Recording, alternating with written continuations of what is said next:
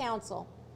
Next year, Sarah plans to attend either LSU or Texas Christian University to attend business school and major in management. Ms. Sarah Isabel Carrier.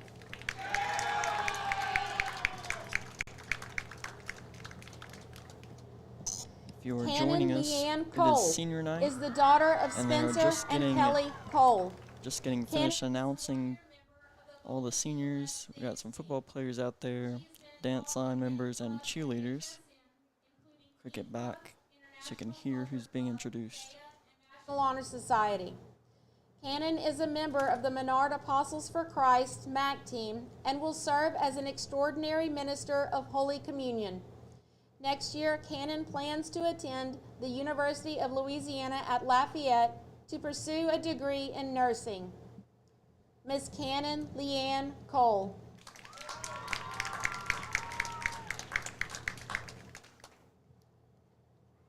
It's Cannon Cole. Looks like she's a member of the dance Christina line. Nicole Shear is the daughter of Michael Shear and Dana Shear. Christina maintains a 4.0 GPA and has been a member of the National Honor Society. At her previous school, Christina was a member of all state women's and treble choirs. She was also a member of the Louisiana Association of Student Council District 7 Board. This year at HSM, she is a member of the Golden Eaglettes. Christina is also a member of the Menard Apostles for Christ MAC team. Next year, Christina plans to attend college in Florida and enter a medical-related field of study. Ms. Christina Nicole Shear. There's Christina Shear. Now, it looks like that's the last senior they're going to announce. But a quick recap. The football players, we got Justin. And we Congratulations got Cooper Brown, to all of Dussain, our seniors. We got Ryan Hicks, Gavin Hilton, Maddox Kirk, Cody Lyons, Carter Marcantel, Gage Oser, Cooper Scott, Maddox Shelton, and Jaden Williams. And that is all the seniors in football we have for you. And it looks like the cheerleaders and dance line members, Mallory Bernay, Isabel DeStefano, Jordan Ray, Sarah Caraway, Kenan Cole, and Christina Shear. And there were two other cheerleaders that they announced beforehand that we didn't get their names of, but I'm sure we'll get the names of them eventually. And we hope you enjoyed seeing the seniors being announced, and we'll be back at 6:45, of course. But we'll show a little graphic for you guys, and so you guys can wait.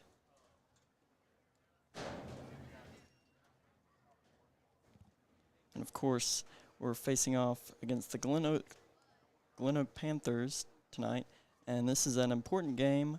It'll determine if we get a higher seed, which means we're eligible for a home game. So stay tuned for that at 6:45.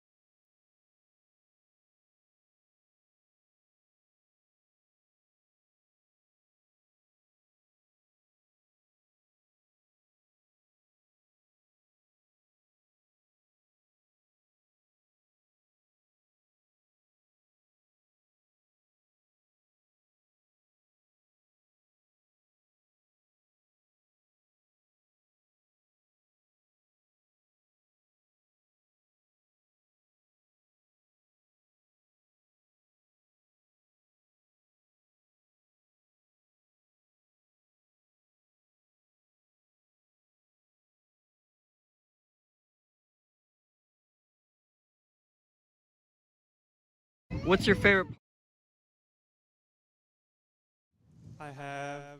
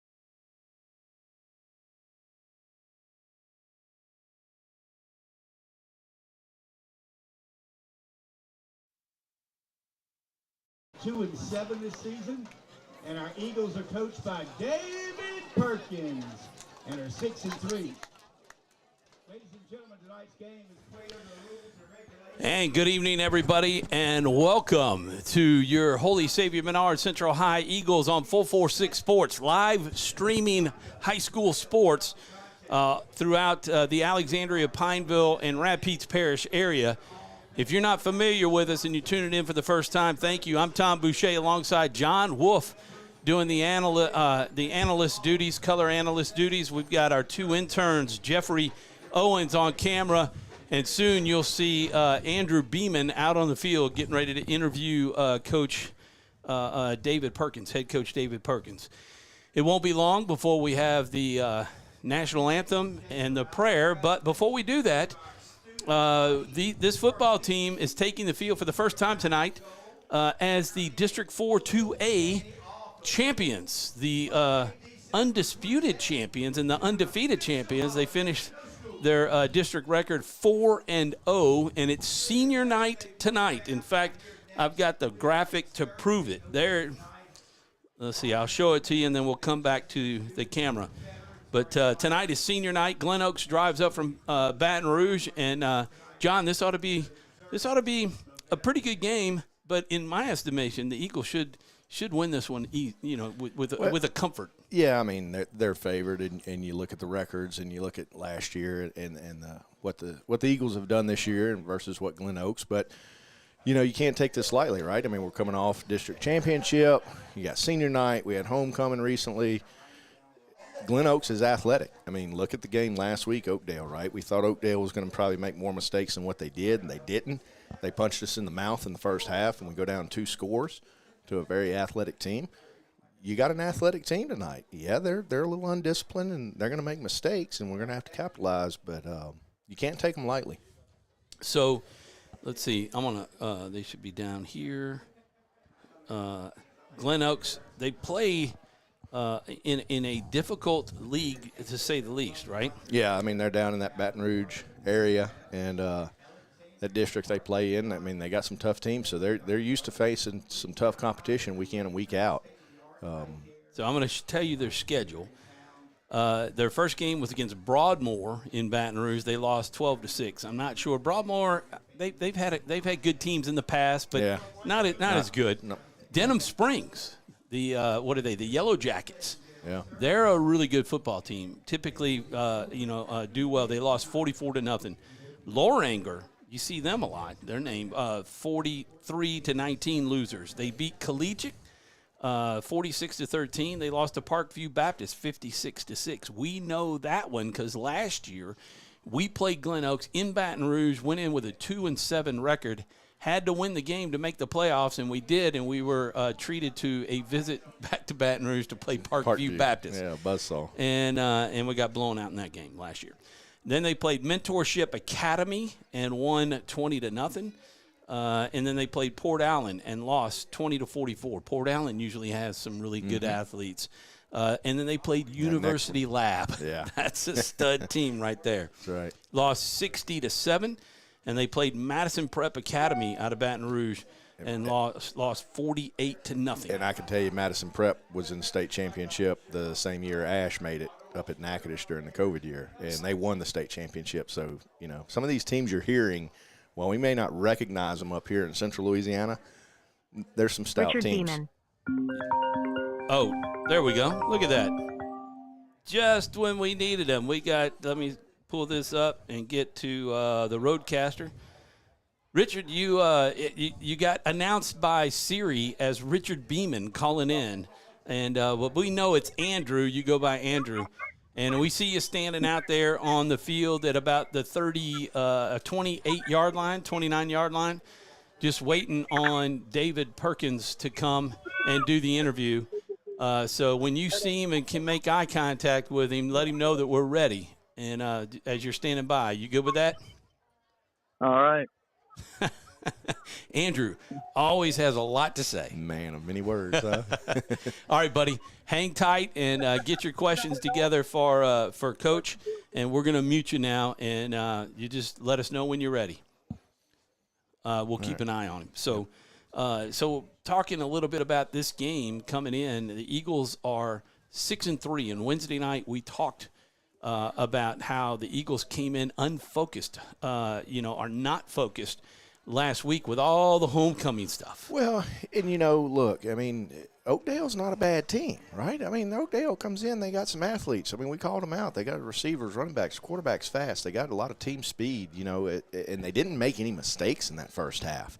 And, yeah, they hit us right in the mouth. And, defense made some adjustments. Offense made some adjustments in the second half. And like you've been saying, on the radio show Wednesday night, it was a tale of two halves. And, Menard made the adjustments. Oakdale really didn't make any adjustments. And it was a different ball game. But, yeah, it's, tonight it's a very similar team. I mean, yeah, you look at them on film. They're undisciplined. They're going to make mistakes, hopefully, and we can capitalize on them. But they do have some athletes out there, and you got to be wary of that. Well, and that was the deal last year were the mistakes. We really started to gain the advantage last year when Carter Marcantel blocked the punt and ran it in for the touchdown. So David Perkins looks like he's making his way over. Andrew, you are standing by and have him. I'm going to go ahead and take the mute off as Coach Perkins is coming up. And here we go with the last game of the regular season. Andrew Beeman standing by with head coach David Perkins, the district champion head coach David Perkins. All right, Coach Perkins, senior night, of course, and I'm going to lead off with this question. How important have your seniors been to the team? Oh, well, obviously they've been really important. They're the staple of our best side, which is defense. We got a lot of seniors over there. But, we got 12 seniors, man. They've been great for us. They're great leaders. They've been great leaders for our young guys who have been playing. And then whenever you got seniors like we have, it just makes our jobs a lot easier. All right. And, Coach, it's not a district game, this game, but it's still an important game. Tell us why it's so important. Well, this is a big game because we're fighting for a playoff spot, but we want that playoff spot to be at home. We're going to be in the playoffs, but we'd rather play right here at the Eagles' Nest. We haven't had a home playoff game here in a while. I think it's been either 8 or 9 years. So that would be great for our community, for our fans, and especially for our seniors. All right, one last question. We're on a streak right now. How are you going to make this streak continue? Well, we've won 4 in a row, so we want to try to make it 5 in a row on the back half of our schedule. We got a tough team right here. They're athletic, so we're going to play good football. All right, thanks, Coach. Oh, baby, go Eagles. All right, thank you, Andrew. Yep, great job, Andrew. Thanks for that. And I tell you what, we're going to take a quick break on that message, Go Eagles, and we're going to come back and be right back here in Alexandria, Louisiana, live from Holy Savior Menard Central High School on 446 Sports. Back in a moment.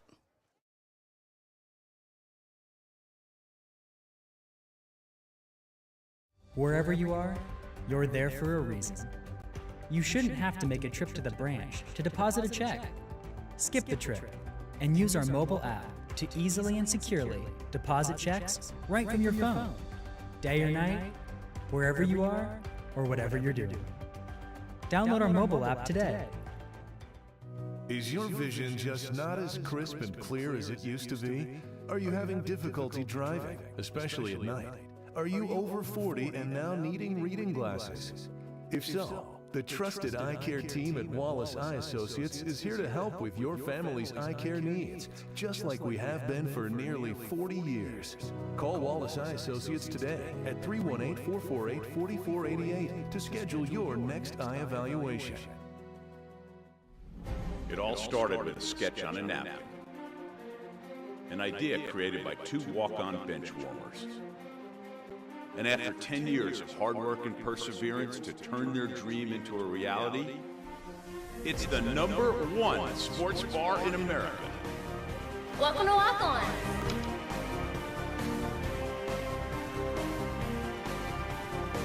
Walk-ons, because everyone needs a little playing time.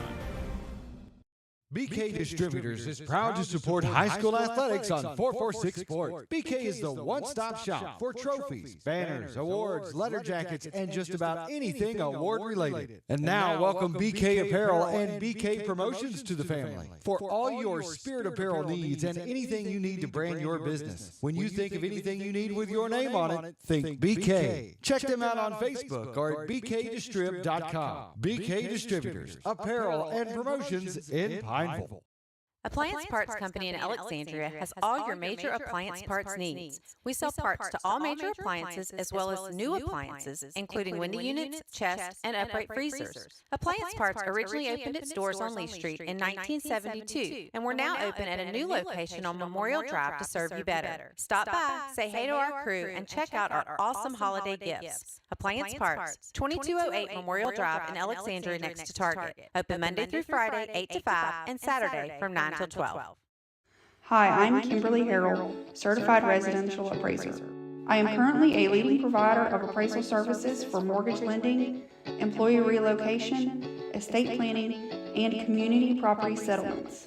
My experience in real estate over the past 13 years and currently serving as president of the Greater Central Louisiana Realtors Association has given me a clear understanding of the real estate world and the ever-changing market we live in today. For any of your valuation needs, give me, Kimberly Harrell, a call. We coming out? Yep. We are coming out. I hear that now.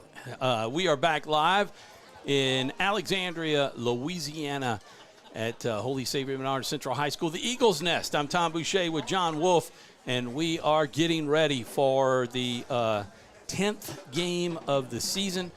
The district champion Menard Eagles going out and seeing if they can remain focused to finish out this season on a 5-game winning streak and winning another one here at home. You know, the season started out, John, home was not very good to the Eagles. They were a road warrior team. I mean, they only lost one game on the road this year. But you look at the teams we played at home too, Tom. Yeah. I mean, you know, St. Mary's, Opelousas Catholic. We had some tough competition come in, but, you know, we did do well on the road, and that's a good sign, you know. Come playoffs, right? Yeah. I mean, so, and we can go ahead and chat about that if you want to, kind of the playoff situation, kind of the picture of it. Well, and we heard David a little bit with Andrew saying the importance of winning this game. You know, we know right now they are ranked number 17, and right above them or below them, 16, however you want to look at it. 16 is the cutoff for home games. Yeah. 9 through 16, and that is Loyola Prep. Well, we talked about that before. Loyola Prep has Calvary, right? Yeah, they're running into the number 1 team in the division tonight, and so, you know, you're assuming Calvary is going to win that ball game and knock Loyola Prep down a little bit, and we get a win here tonight, should get us to at least 16. Another team that was in there that we talked about, I think at 14, was John Paul II out of Slidell, and they won last night. So they you know, will probably stay in that 14 position or so. You got Ascension Episcopal that's sitting at 15. They've got a game tonight. So, you know, it's a good likelihood that we do get that first-round playoff game for sure. Well, with at home. And a victory tonight, we get 10 points, right, for the victory. Yeah. St. Mary's beat Northwood Lena last night 61-8. We get a point for that victory. Well, yeah, and it helps. And I think you said St. Fred's. St. Fred's won last night as well. Yeah. So we get Sacred Heart winning. And we get Opelousas Catholic winning. You know, all those teams that we played, if they win, we know, unfortunately, Pickering's not going to win. So we're going to take a quick break, and we'll have the prayer and the national anthem coming up, and then we'll go to a commercial break and be right back. Our mobile banking app is changing the way we bank. Things are getting easier. Transactions are getting safer. And you have access 24/7. All the functionality of banking you're used to, made easier to use, anywhere. Heavenly Father, we thank you for another day in this beautiful day, beautiful weather to come together for another game of football. We thank you also for all of our seniors and the leadership they have shown us in these sports throughout the years. We ask that you please bless all of the players, all the officials, coaches, fans, and everyone present with health of mind, body, and soul. And may we have a good game free of any incident or any harm. We ask all this through Christ our Lord. Amen. In the name of the Father, and the Son, and of the Holy Spirit. Amen.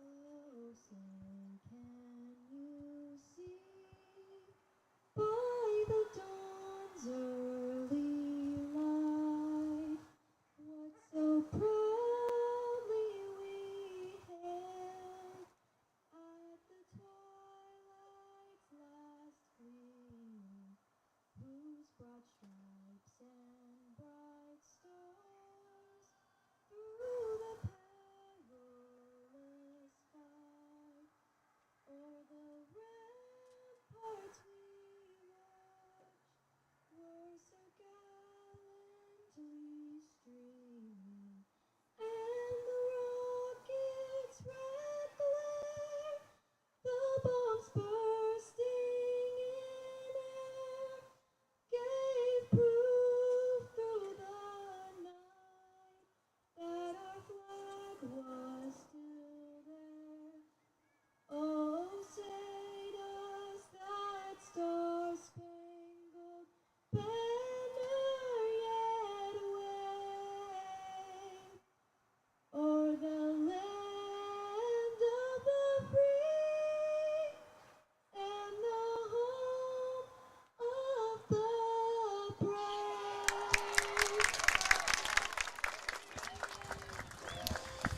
All right, and that was the national anthem and the prayer. We're going to take a quick commercial break, and we'll be back right after these messages.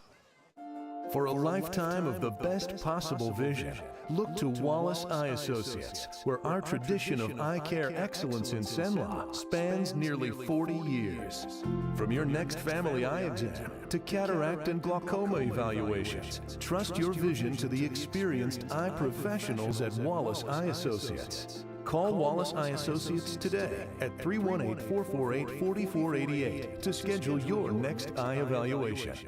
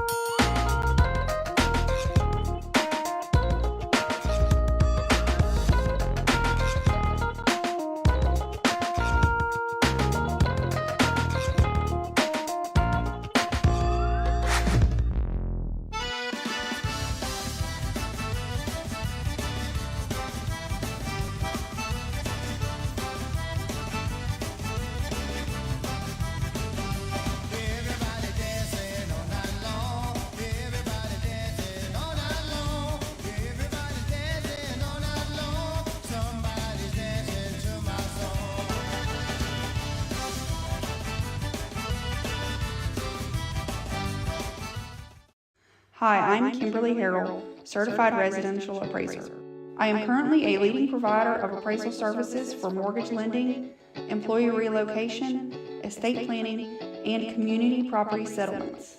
My experience in real estate over the past 13 years and currently serving as president of the Greater Central Louisiana Realtors Association has given me a clear understanding of the real estate world and the ever-changing market we live in today. For any of your valuation needs, give me, Kimberly Harrell, a call. And we're back live here at the Eagles Nest in Alexandria, Louisiana on this Friday, November the 3rd.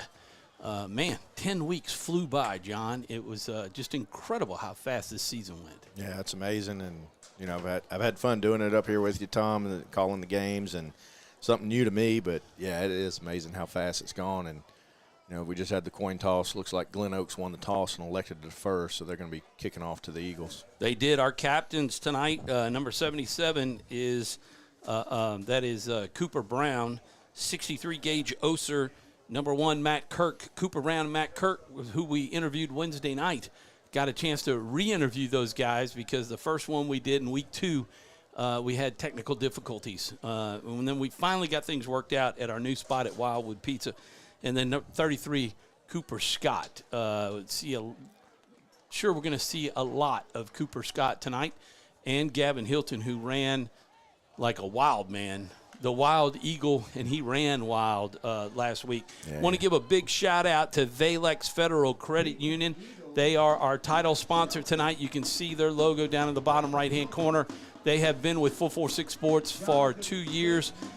They are one of the reasons why we get to do this, along with Wallace Eye Center Associates with the scoreboard up top and Sadler's Towing with the ticker down at the bottom. We'll keep an eye out on what Tioga is doing, what Ash is doing, what Pineville is doing, and what Buckeye is doing. Here's a kick. It's going to be hauled in by T. Sam and dropped at the 29-yard line. Not dropped, but he dropped to a knee, slipping at the 29-yard line. Menard will start at their own 29 with that little pooch kick. Yeah, Sam made a good catch, kind of over-the-shoulder catch on that one and just lost his foot in there at the 29. But, hey, look, we're right at the 30-yard line, still pretty good field position to get this game open. Want to also thank Southern Air, and they are sponsors of our Southern Air Cool Play of the Game. All of us will get together and we'll tell you what play that is, and we'll probably hint at some of the good plays that occur and say that they're candidates and mark those down so we can try to remember them as we go through. In motion is Jake Vaughn, the usual quarterback, and the handoff goes to Aiden Moran, breaking open, and big run inside the 40 to about the 43-yard line is where they'll mark it, and that's Gavin Hilton acting as quarterback and hand it off to Aiden Moran. And that is probably a surprise to the Glen Oaks Panthers, as they probably expected just Gavin to run the football. Man, I tell you, that the right side of that offensive line did an exceptional job right there. There was a hole big enough to drive a Mack truck through. Yeah, Aiden hit it hard and first down. I might have been able to run through that one. Why not stop Keys to the Game tonight? We want to thank them as a sponsor, John, as we come back to the video. Great job, Andrew. But we kind of talked a little bit about it. Here's Gavin Hilton, and they catch him in the backfield, and he's able to pick up a yard, and it'll be second down at about 9. But why not stop Keys to the Game is we've got to put points on the board, obviously. But what do you think? Your points, your keys to the game? I think we got to play really good, disciplined football on defense, like we've done in the past, and have that responsibility, position responsibility, and when plays do break down, be able to be in our positions to make the plays. I'm glad you brought that up, because what I was thinking is play focused football from the start, and do it all for 4 quarters. Here's a handoff to Aiden, and got a little. Missed block on the outside as number 70 is playing on the outside. That is Chapman, Hollis Chapman, young player out there, sophomore, just not able to kind of corral that block and keep him from getting penetration, and was able to grab Gavin and knock him down for no gain. So we got 3rd and 9 from the 44, the Eagle 44-yard line. And we'll finally Jake Vaughn is going to go out into a slot receiver position. Got Matt Hicks out there as well. And you've got Gavin Hilton at the running back quarterback slot. He's going to roll out, try to throw the ball, and he's got a wide open receiver. Oh, and he went down with about a half inch to spare. It looks like they could give it to him. Yeah. At that mark. That's a really good mark. Sometimes they go in your favor, and sometimes they don't. But we needed that. The first down, that's a big play on 3rd and 9, and that is Gavin Hilton throwing the football. We saw him throw it once last week. Yeah, he threw that to Jake, correct? Jake caught was that Jake that Vaughn. caught it? I think that was Jake that caught it. And fell on his backside? Yeah, I think so. Well, Jake's, I'm sure they practiced that, but a little bit different being going from quarterback to receiver.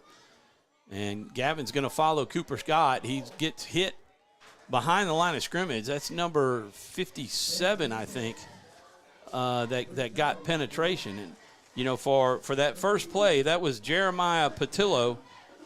He's a freshman. They got him listed 5'11", 235. I think he was the one that got penetration earlier a couple of downs ago in the backfield. You know, as well as we moved them off the blocks on that first play, they certainly have beaten the line so far. And here's a handoff fumble. Ball is on the ground, and Glen Oaks, the Panthers, are saying they have it. And that was the other key to the game, is hanging on to the football.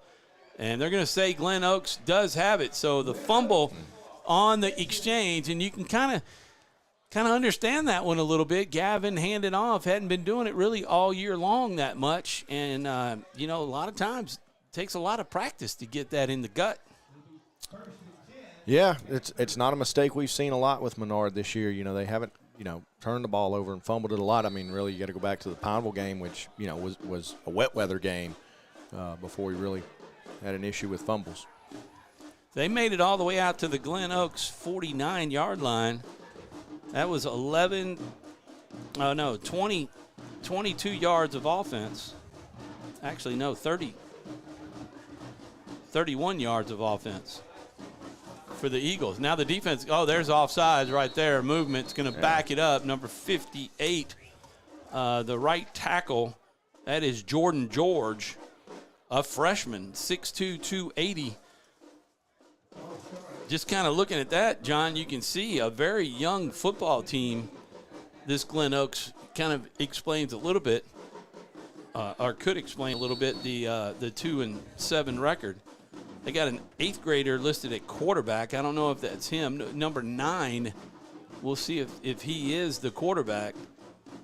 And the handoff, we've got penetration. Just got to get him down, and they will. He'll gain just a little bit. A yard. Yeah, give him about a yard on that. Katron Hargrove, number 1, is the starting quarterback. He's a junior, 6'1", 160. Did you get a number on that running back? I did not. So we'll try to call him out as much as possible, but picked up about a yard. It's going to be 2nd down and 14 from the Glen Oak Panthers 45-yard line. They're moving left to right on the football field and on your screen. We are scoreless with 7:52 to play here in the first quarter, and Menard lost the toss, and Glen Oaks deferred. Oh, there's a bad snap, and it is rolling deep, and they're not on it. The Eagles could have jumped on it, but instead they got to get him down. Hargrove able to get around a couple of Eagles and make it out to the Glen Oaks 36 maybe, 35 or 36-yard line. We'll see where they mark it.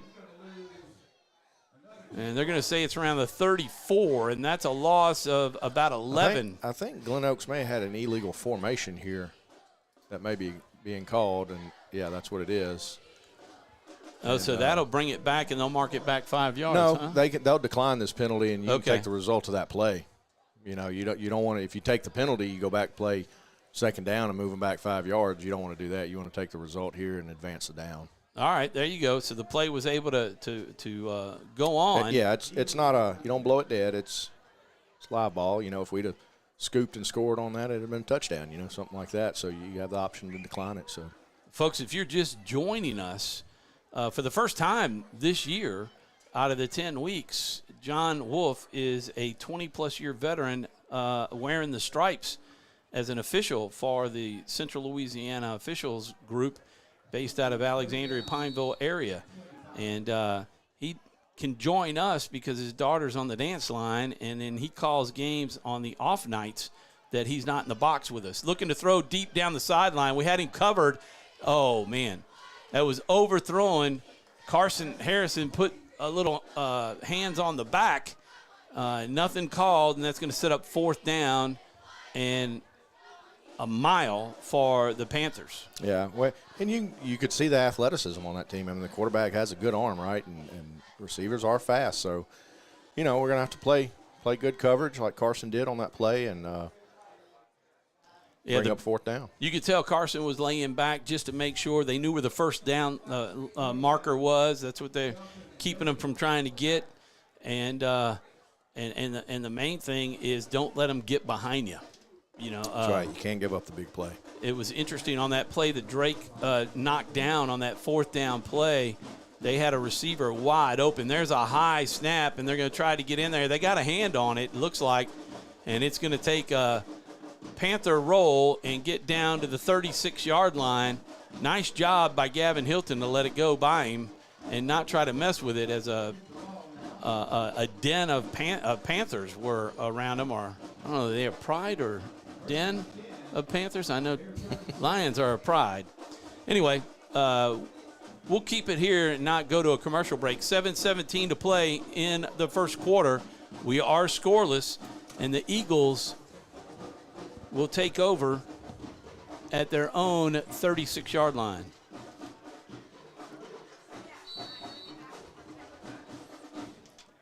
.49. They went all the way back to the 34, I believe, didn't they?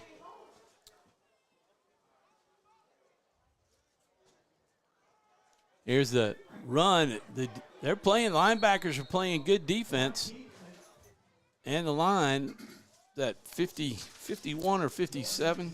Yeah, I think 57 again. And Jeremiah Patillo with the stop. A short gain on that one. 2nd and 9 for the Eagles. Minus 15 yards for Glen Oaks. Eagles now have to just take advantage and jump on the scoreboard, and if we can get a couple of scores up, maybe the morale will be broken for Glen Oaks. But the longer you let a team like this stay in the game, Jake Vaughn looking to pass, he's going to dump it. That might be grounding. Although Rich was about 10 yards, 15 yards up the field. Looked like it was a screen, but nobody there. But looked like Gavin was to the right side of the formation, not the left. And, maybe I didn't see what the screen looked like. It may have been covered up, and Jake just unloading it. I'm not sure. Well, Coach Ortiz was giving Aiden Moran an earful. He wasn't happy on that one. Maybe Aiden was the one that kind of got lost in the crowd and didn't make it out into the flat right there for Jake to throw it to. But they obviously let that line come after Jake, and he was looking for somebody that wasn't there. Trip receivers to the near side. Eagles moving right to left. 3rd down and 9. And the Eagles need a big play here. Jake will look over and throw it down the sideline. A little pass, and Jordan's going to pick up the 1st down. A little post route in, and Jake did a nice job of hitting him as he made the cut. Yeah, good pitch and catch right there. Defender was laying off. Jordan made his cut, and good catch, and got Gavin Hilton is kind of limping back to the huddle here. Yeah, he sure is. That was a nice throw by Jake. One of the things that I noticed on that one was that it hit him in stride, and then he got hit, but he was already past the 1st down marker. So 3rd and 9, and nice job for the Eagles. Trip receivers to the near side. Hilton is the inside receiver. He goes in motion now, and he's not limping there. Jake's going to run it, cut it back inside. He's got a hole. 1st down pickup. That's going to pick up about 11. Are they going to mark it as a 10-yard run? But it'll be a 1st down as we are back in Glen Oaks territory at their 43-yard line. 5:35 ticks left on the clock. Now under 5:30 in the first quarter. It is zeros on the scores for the Panthers and the Eagles.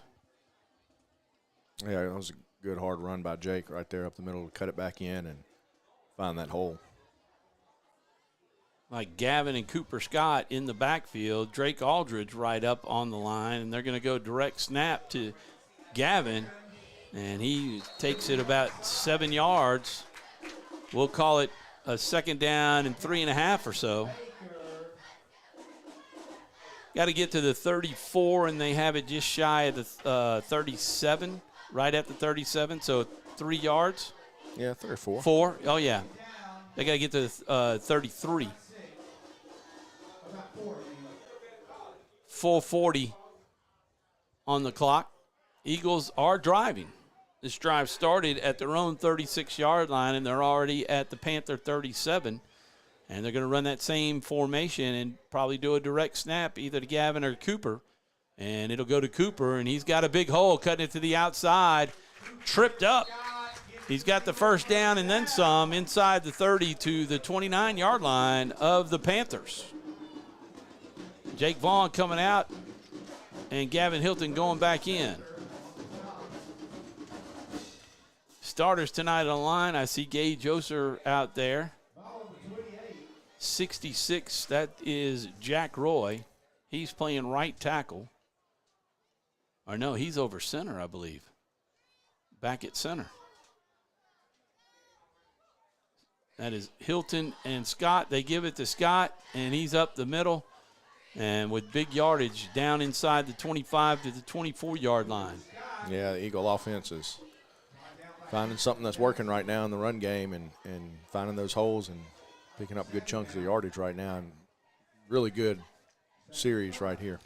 Cooper Brown is on the side. He might be over there at – no, he's coming in at left guard, and Gage Oser is left tackle. Braylon Dusang moved over to the left side. So watch him moving over there. They got the heavy on the left side of the line, and they're going to go to Gavin, and they're going to follow. He's going to follow the big heavy. He's come to the near sideline and cuts it up, and he's made it all the way down to the 10, but that puts him in the Panther Red River Red Zone. And we want to thank Red River Bank for their sponsorship. It is a community bank. And they actually, if you're watching the game from Glen Oaks. Yeah, we got a flag down, Tom. It looks like in the area of holding. Not sure. It is holding. What they're going to do. But if you're watching as a Glen Oaks Panther fan in Baton Rouge, you know that Red River Bank has a bank down there, and they have a bank in every major city in Louisiana. So the Eagles, with the hold, they'll be backed up 10 yards from the line of scrimmage. So they were sitting at about a 2nd and 5. It'll be 2nd and 15 as they go back. They just moved out of the Red River Red Zone. But we're still grateful. Well, they moved it a little bit further back, huh? They were at the 34, 5'10". That's 20, like 16 yards. We were at the 24. 24. The ball should be at the 30. Yeah, they went back another 5. I mean, they initially started right. their walk from about the 22. So, yeah, looks like they corrected it. Looks like the line judge down here got it corrected. Tell you what, as a coach, you got to be aware of what's going on out there and stop it before the play happens. I'll have a question for you on that. Here, Cooper Scott picking up. Good run. Picking up all of the lost yardage, and now it's 3rd down and about 5.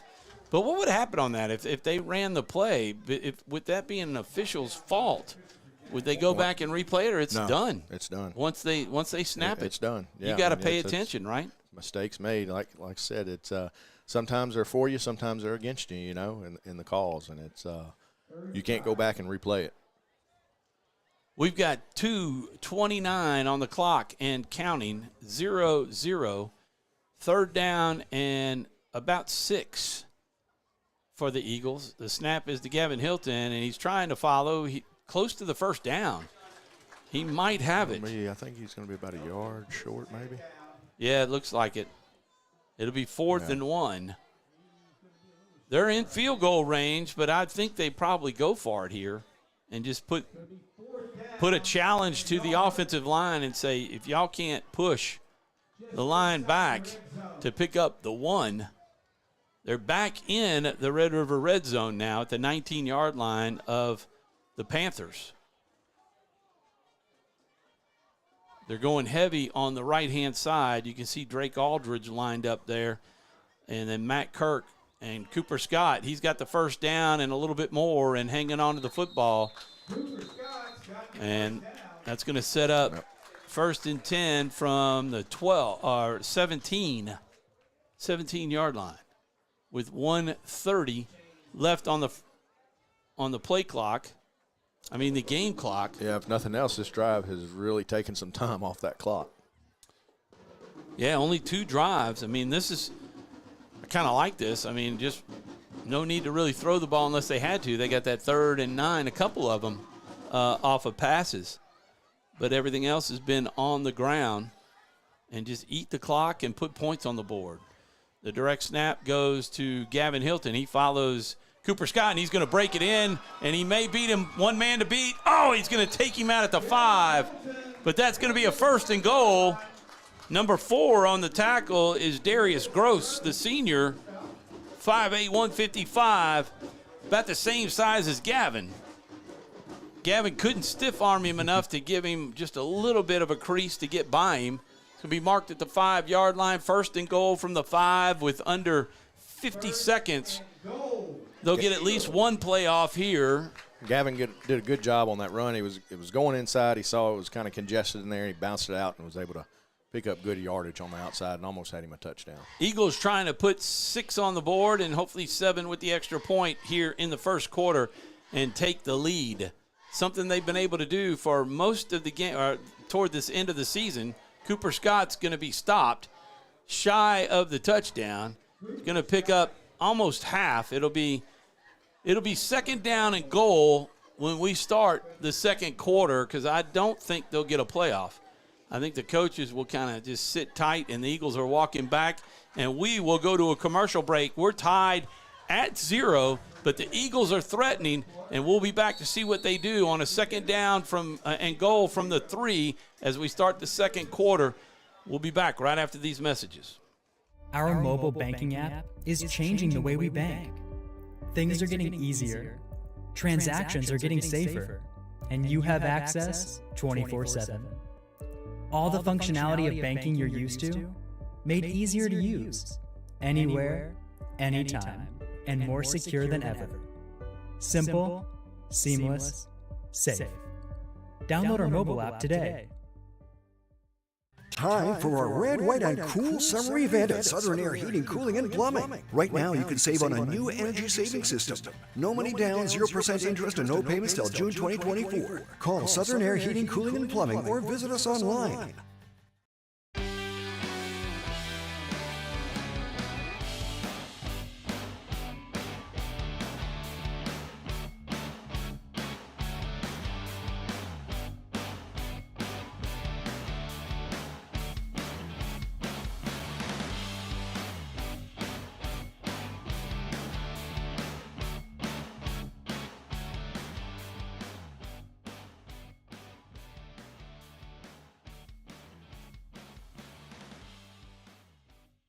And we're back live in Alexandria, Louisiana. The Eagles Nest getting ready for the start of the second quarter.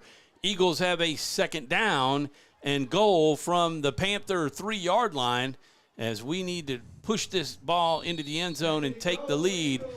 Really heavy right there leading to the left side, and you got Cooper Scott and Gavin in the backfield following Drake and Cooper. Gavin tried to cut it up, and he's right at the goal line. We'll see if they give him the signal, and they won't. They're going to say he's just shy by inches, and we'll have a 3rd and goal and probably only need the nose of the football to get on the line for the touchdown. I wonder if they practice the old Philadelphia Eagle push that you see on Sunday sometimes right here, huh? Yeah, if they would practice taking the snap under center, but they are going right behind Drake Aldridge and that heavy line, and Cooper's going to get it and follow him, and he's in. Untouched, and the Eagles break it open, and they take the lead 6-0 with Cooper Scott on an inch of a 1 inch. We'll qualify that as a 1 yard. 1 yard touchdown. Cooper Scott running the ball 3 times for 50 yards and 1 inch. Never really seen that before in the stats. Yeah, we'll give him a yard. They already put 7 on the board, but it's only 6 right now. But well, you do have Mr. Automatic Mr. back Hicks, there. There you go. There's the jinx. Well, I hope not. Knock on that wood you got your hand on right there. Ryan Hicks, number 30, he is pretty accurate. And there's the kick, and it is a beauty. Split the uprights, and it is 7-0 Eagles at the start here of the second quarter. 11:21 to go in the second quarter. We'll be back with the kickoff. You're watching Menard Eagle football on 446 Sports.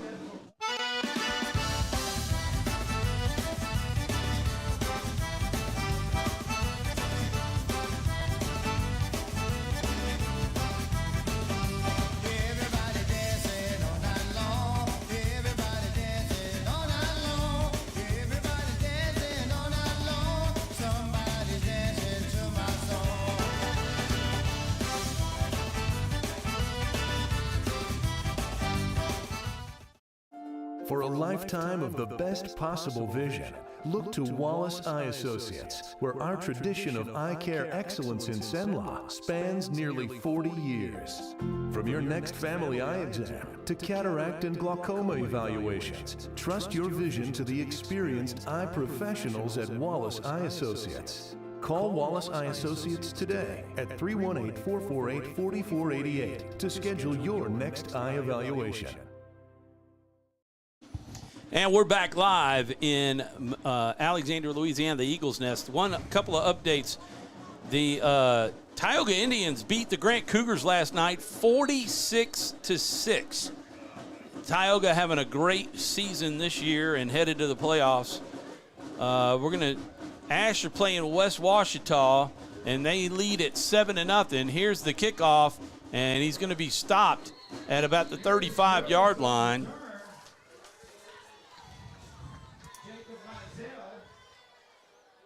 Let's see, TD, 7-0.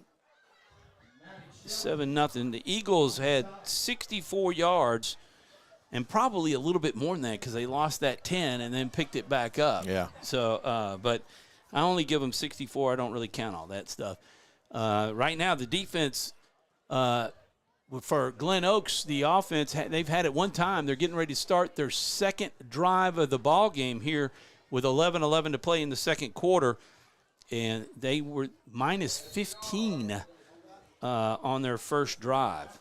So they are right at their own 25-yard line. Ooh, we got a little food coming up here, John. Somebody's bringing up some nice stuff. I think that's from thanks Waylon? to Mr. Waylon LaRue, I believe. He was saying he was crossing some crawfish etouffee and fried fish. So, yeah, I think we'll have to dig into this. May take a commercial break here soon. Yeah, definitely. Have to figure out how to get Jeffrey up. Get Jeffrey up here to he's got a headset on, so he knows something's there. But so the Carson Harrison on the stop as the Panthers pick up a couple. Let me see who else. Let's see, Pineville. See where Pineville's playing tonight. The Rebels have Washita Parish, the Lions, and they trail 14-0. Ash is beating West Washita 7-0. Those are the updates we have tonight. Let's see if we got a Buckeye score. Leesville and Rain 7-7. Gina 8, Buckeye 14. Here's a handoff, and they wrap him up, breaks a tackle. They got to get him down. Football's on the ground, and the Eagles have it at the 35-yard line. Carson Harrison picks up the fumble. Number 4, Darius Gross, the senior, stripped of the football, and Carson picks it up at the 35. That is. Yeah, they were trying to get outside, Tom, and we had some good penetration in the backfield, causing him to cut back and bring the play back around. And, you saw the athleticism of Glen Oaks there, but then, the undisciplinedness of it. And coughs the ball up, and Carson makes a good recovery and sets the Eagles up in really good field position here at the 36-yard line. At the Glen Oaks 36 to start their third drive. 10:15 to go. Got a 33-0 score on that scoreboard, but it's only 7-0. They'll get that corrected. Trip receivers out, but the Gavin Hilton came in motion, and they faked the pitch. And Jake Vaughn kept it and made it out to the 30-yard line. Pickup of 6. It'll be 2nd down and 4. Under 10 minutes to play in the half. And it is 7-0 Eagles. The Eagles weren't hurt. That evens the turnover margin at 1 apiece. Yeah, and first turnover didn't hurt us. We came up with a stop on that and able to get the turnover here, and let's see if we can't capitalize on it. West Washita Chiefs just took the lead over Ash 8-7. Here's a handoff to Gavin. Coming near side. No, that's Aiden Moran, number 13. Keep that ball tucked low, and he gets over the 25 to the 24, and that's a first down. Eagles.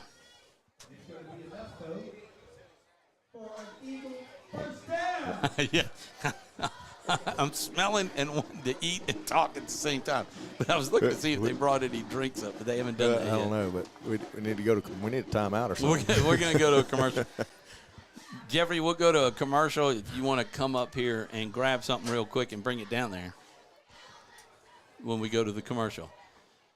but we'll have to have some kind of football stoppage here as Jake Vaughn takes it outside, cuts, and cannot get all the way to the corner, but gets inside the 20, and guess what? Where he is, he's in the Glen Oaks Red River Red Zone at the 19-yard line, thanks to Red River Bank for their sponsorship. Second year now they have sponsored the Red River Red Zone.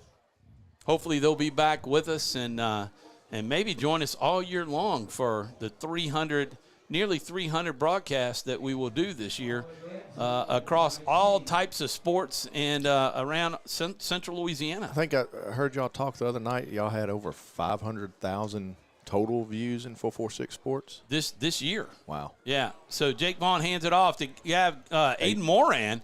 He's down inside the 10, fumble, and they scooped it up, and it's going to be at the 10-yard. They saying he's down, or they call it a good? I think they're blowing it dead. Nope.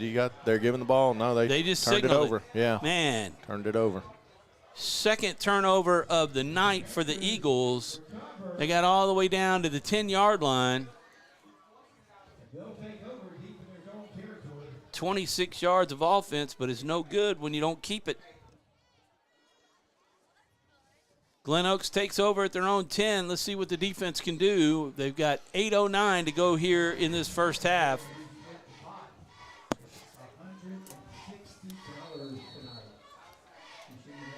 Got some hush puppies over there, too. Is it all the same? Or a little boudin? Waylon LaRue had a little tailgate going. You went over and visited with him, didn't you? Want to thank Waylon and his crew, Waylon and the boys. Is that what we call it? Yeah, looks like we got a timeout. Glen Oaks. This is perfect. We'll be back right after these messages.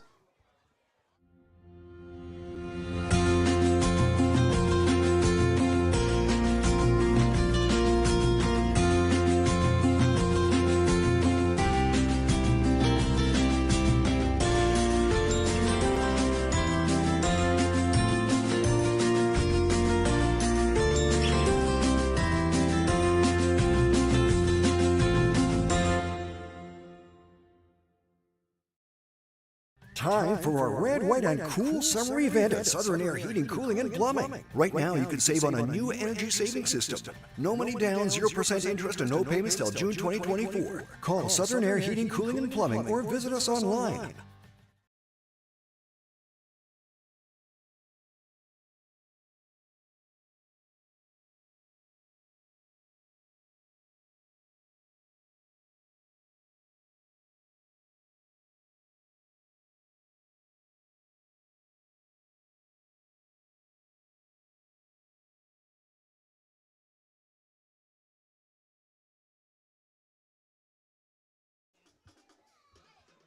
We're back live. First and 10 at the 10. They're going to pitch it, and he's about 5 yards deep, but breaks it. Out over the 15, going to be tackled just over the 15-yard line. Pick up a 5. Eagle defense got to be ready.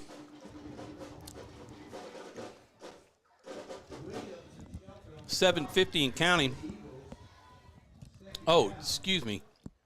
It is 7-7, so they didn't get the 2-point conversion in the second quarter. West Washita and Ash tied. Bunkie 8, Marksville 6 in the second quarter. Pineville still trailing 14-0. Oakdale over Rose Pine 14-zip. Here's a handoff. Boy, that's a little bait and switch right there, but nice job by Gavin. And then the rest of the team take him down. It's going to be right at the first down marker, maybe just a hair short. But Gavin's got closing speed. We saw that last week too. Yeah, and you saw the Glen Oaks quarterback kind of do that spin play back there and the rotation and trying to mix up the defense a little bit. You know, we do that some on offense, and they were almost able to get the edge, but good job of pursuit by the Eagles to stretch that out and get the tackle and bring up a third down here. Did you get one of those fish nuggets? I did not. Man. I see one. Grab one. Those are really good. I hadn't had the crawfish yet. It's good. But I saw you have some. That and, boy, sweet hush puppies. You got to love that. So it's third down and about 2.5. and they are way back there, and they give the ball, and we got them stopped deep, almost back inside the 15 to the 14, and that's going to back them up about 4. Tell you what, you look at that offensive formation with Glen Oaks and that running back. He starts, he's 7 to 9 yards deep. Well, yeah, in the backfield before he gets the ball. The quarterback's taking the snap like a punter, and then the running back's back behind him. He's got to get up a head of steam, I guess. This is going to be 4th and long, and he's going to be punting from inside his 5-yard line. The ball's at the 14. So they only gained 4 yards. Eagles with a great opportunity if we can catch it and get a run back. Drake almost gets a hand on it. Boy, Maddox Shelton bats it down and keeps it. He's coming near side. Oh, taken down. Let's hope he gets up. That was awkward. Good return, though, by Maddox. Sure did. He made a better catch. Little gimpy coming up. We want to go to a break? We'll take a quick 30-second break, and we'll be back right after these messages. For a lifetime of the best possible vision, look to Wallace Eye Associates, where our tradition of eye care excellence in Cenla spans nearly 40 years. From your next family eye exam to cataract and glaucoma evaluations, trust your vision to the experienced eye professionals at Back live. That is Gavin taking the handoff from the 34. Gavin Hilton on the carry. Brought down by Darcy. And it looks like Gavin's still down. He was gimpy before. Yeah, he got up earlier and was kind of limping back to the huddle a series or so ago, and then took a pretty hard hit down here when he was down around the 10-yard line. Out of bounds there, you got up kind of holding his stomach. Let's take a quick break as everybody takes a knee, and he's getting up. A 30-second break. Appliance Parts Company in Alexandria has all your major appliance parts needs. We sell parts to all major appliances as well as new appliances, including window units, chest, and upright freezers. Appliance Parts originally opened its doors on Lee Street in 1972, and we're now open at a new location on Memorial Drive to serve you better. Stop by, say hey to our crew, and check out our awesome holiday gifts. Appliance Parts, 2208 Memorial Drive in Alexandria next to Target. Open Monday through Friday, 8 to 5, and Saturday from 9 till 12. And we are back. Under 5 minutes to play. Gavin on the sideline getting attended to. Let's hope that it's nothing serious. And Cooper Scott will take the handoff. Kind of taking his time and patient. He's got enough for the first down and dragging Panthers all the way to the 20. They're saying that he fumbled the football. It looks like they stripped the ball from him. And it's going to be a third turnover. And we got timeout or what? No, or they're turning the ball killing. over? Yeah, they turned it over, so they're killing the clocks for Glen Oaks to come on offense. I'm not sure if it was a fumble or they just stripped it out from him in that pile or what. Down to the 20, 14 yards, but it doesn't do you any good if you don't hang on to the ball. 3 turnovers on the night for the Eagles. Very uncharacteristic. Glen Oaks has it at their own 20-yard line. Glen Oaks has given it up once. They're going to need more of that, more turnovers on the other side of the ball rather than the Eagles, but just not hanging on, not staying as focused. Just, making It's mistakes tough. and shooting ourselves in the foot. And, these last 2 have been deep inside Glen Oaks territory. Oh, there's a flag. That little, I think, too many people start. moving, huh? Yeah, false start. So that's going to back them up 5. Boy, that's the only good news for the Eagles is that Glen Oaks keeps making their own mistakes, and the Eagles have jumped out on top 7-0 with 4:42 to play in the half.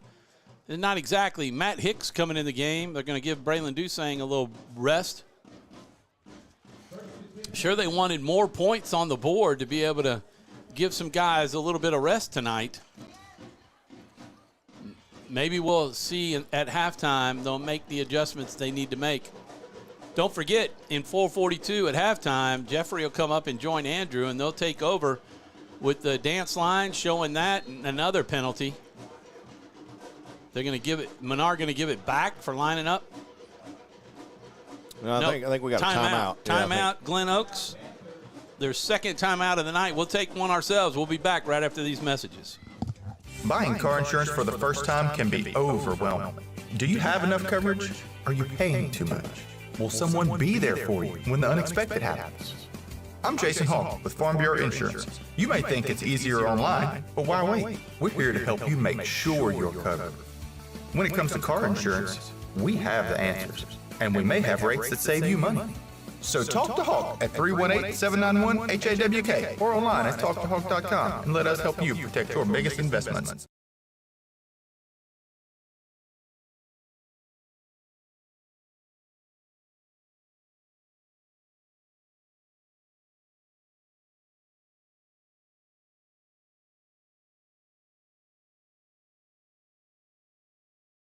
And we're back for the 1st and 15 as the Panthers go in motion. They're going to try to go the right side, try to use that speed, and we're not just missing a tackle, but that one was enough to get him down. I think that was Matt Hicks on the tackle. Oh, we got a little gumbo coming up. Is that Matt, or is that a Buller out there? That's 17, wasn't it? Couldn't tell. I thought it might be 31. Well, 31 is out there, but 17 went in as well. I thought. Yeah, that's Matthew Hicks. Yeah.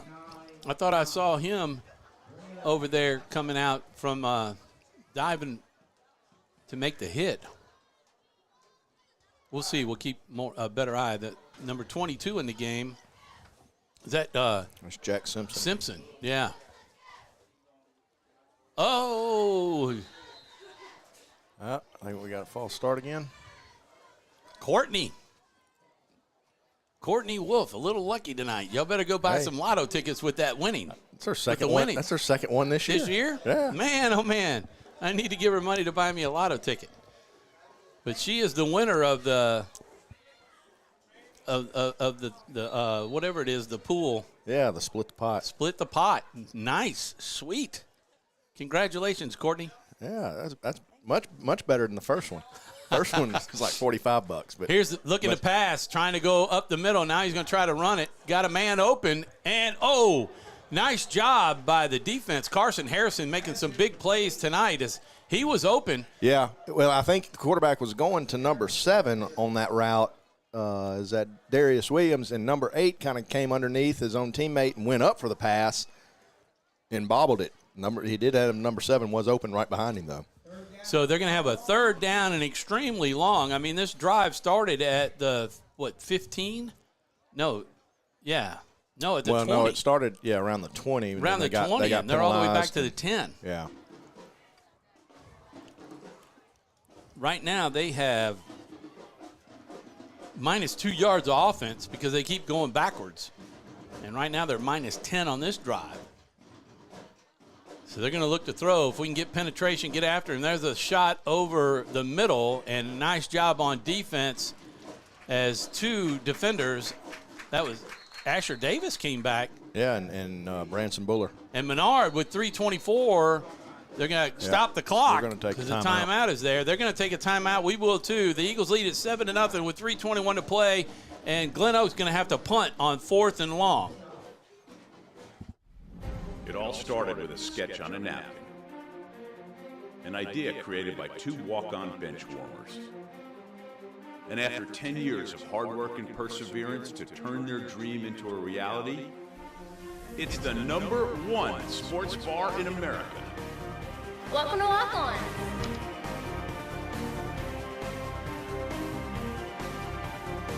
Walk-ons, because everyone needs a little playing time. Time for our red, white, and cool summer event at Southern Air Heating, Cooling, and Plumbing. Right now, you can save on a new energy saving system. No money down, 0% interest, and no payments till June 2024. Call Southern Air Heating, Cooling, and Plumbing or visit us online.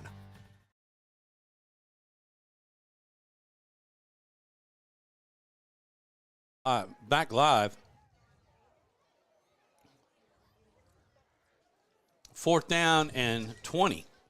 For the Glen Oaks Panthers, and they are punting from their own end zone, standing in the end zone. The snap, he's got it, and he got the kick off, And it's going to bounce and bounce dead and get away from it at the 39, just inside the 40. So the Eagles will have their 5th drive inside the Glen Oaks 40. Just inside the 40-yard line of Glen Oaks. We'll call it the 39. They were down at the 10, minus 10 yards. So minus 13 yards so far in the first half for Glen Oaks. Well, you know, you look at both teams, and both teams are making mistakes, right? We've had 3 fumbles in this half, which is very uncharacteristic of us. You know, we thought Glen Oaks would make some undisciplined mistakes, and they've done that too, and we've, you know, somewhat been able to take advantage, but not getting any points out of this. And we really need some points before half. It'd be nice to be able to go in with a 2-score lead. Well, especially with Glen Oaks getting the ball. They won the toss and are deferred. So you got Aiden Moran and Jake Vaughn back. Jake's going to keep it, and they're just going to try to run it. And he picks up some big yardage, but they're going to have to play with some urgency here as we're under 3 minutes. Caldwell Parish Spartans 21, Bolton zip. We have no update on Franklin Parish and Peabody. It's still at 0s. Oakdale Warriors 22, Rose Pine and zip. Bunkie 16, Marksville 6. Winfield trails Jonesboro Hodge 8-6. Leesville, the Wampus Cats, we'll get to that in a minute, 20-7 over the Rain Wolves. Jake Vaughn has the screen set up. And is that Gavin picking up the first down? Oh, takes a coach out. He gets up. Thank goodness. Yeah, I'm not real sure if that was a screen, Tom. Just Gavin just kind of run a little out route right there, about 5 yards downfield, right at the first down marker. And Jake was able to hit him, just had some pressure in Jake's face. And good job of Jake to get that ball out to him and pick up the first down.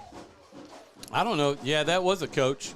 They're going to go check him out over there. Yeah. And the good news, you know, getting out of bounds like that, too, you stop the clock. So you don't have to worry about hustling up here with a little over 2 minutes left. He's going to take a seat and get some rest. Hopefully he's okay over there. He took a hit. That's Jake Vaughn breaks it open to the near side. Has one to beat. Oh, tripped up inside the 20 down to the 14-yard line, and the Eagles are back inside the Red River red zone of Glen Oaks. Red River Bank, your community bank. Yeah, we see Menard going to a little bit more of a hurry-up style offense here with catch them 2 off minutes guard. to go. 2:05 and counting. It'll be under 2 minutes by the time they snap it. That's okay. Plenty of time here is 1st and 10, and they're going to hand it off to Aiden Moran. Aiden is dragging some Panthers with him down close to the 10. He's going to be at the 12. That's a pickup of about 2 yards. It looked like more than that. 140 and counting. Eagles got plenty of time. They can pick up a first down if they make it to the 4. Aiden Moran, Jake Vaughn are in the backfield, and he's going to follow Aiden, cuts it back up. I think he had a little outside move if he could have gone outside. On that block Aiden made, I think if Jake goes right there, he might have picked up a few additional yards, but we'll see. It looks like they're bringing in the heavy set. Good hustle by Hollis Chapman, number 70, to get off the field. Going to be under a minute to play when we run this third down play. It's about 3rd and 5 for the Eagles. Maybe a little more than 5.5. They got the heavy formation on the right-hand side. They're going to go to Gavin. He's going to follow. He's going to try to push it through, and he only picks up about 3. We're going to have to use a timeout. We've got, I think we have 2 timeouts left.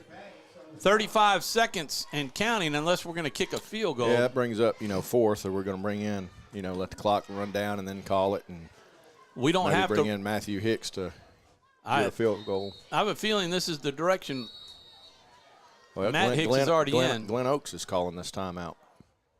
Glen Oaks called timeout. We'll take a quick break, 30 seconds. We'll be back for the final 22 seconds of this half.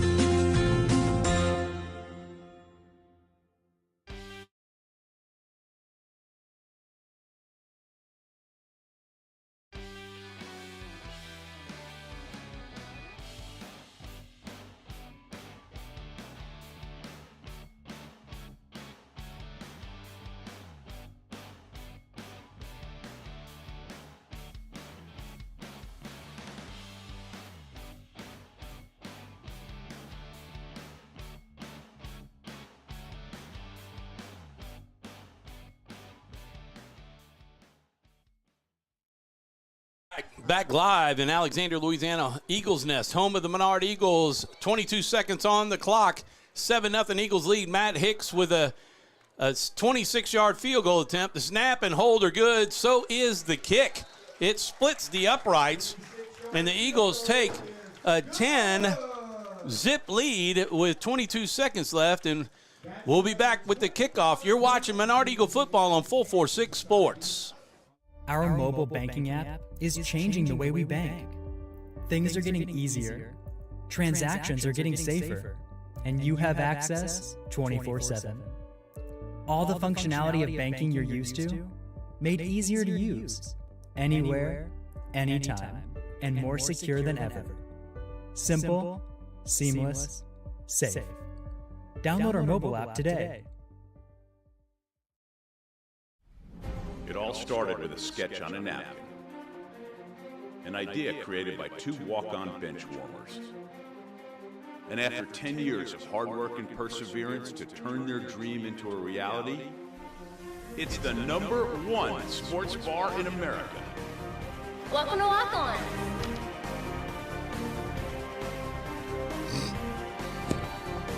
Walk-ons, because everyone needs a little playing time. And we're back live. Here's the kickoff. Yeah. Matt Hicks going to bounce it, and it's going to be hauled in at the 44-yard line. That'll be the best field position for Glen Oaks at their own 40. Actually, that's 47? Yeah, around the 47, 48-yard line. But, really smart play right there by Menard. You don't give up the chance of a deep return with an athletic team like you're facing right now and the speed that they have. And put your defense out there and say, hey, let the defense get some stops here with under 20 seconds to go. Yeah, about one play. And also, too, remember Glen Oaks is out of timeouts. That was their third timeout they called down there on 4th down. Out of timeouts, they're going to line up with trip receivers to the far side and 2 to the near side. Quarterback in the shotgun. We'll try to get pressure. The Eagles will drop 4 DBs, and they're at least 15 yards deep. And you got 5 wideouts going and down. See if we can get some pressure right up the middle. They do, and they got him, and they're going to take him down. That was Drake Aldridge. They rushed 4, no 3, and they got to him and sacked him, and that's going to end the half. I mean, I don't think they'll get another play. No, that's 4 seconds. 4 seconds of counting, that'll be it. Yep. So we will go to the halftime, and the Eagles will lead it. They lose, 6 yards, 7 yards on that one. And the Eagles will take a 10-0 lead at the half and maybe come out a little more inspired than they did in this first half. We'll be back, don't forget, with the halftime events with our interns, Jeffrey Owens and Andrew Beeman, taking over. This is Menard Eagle Football on 446 Sports.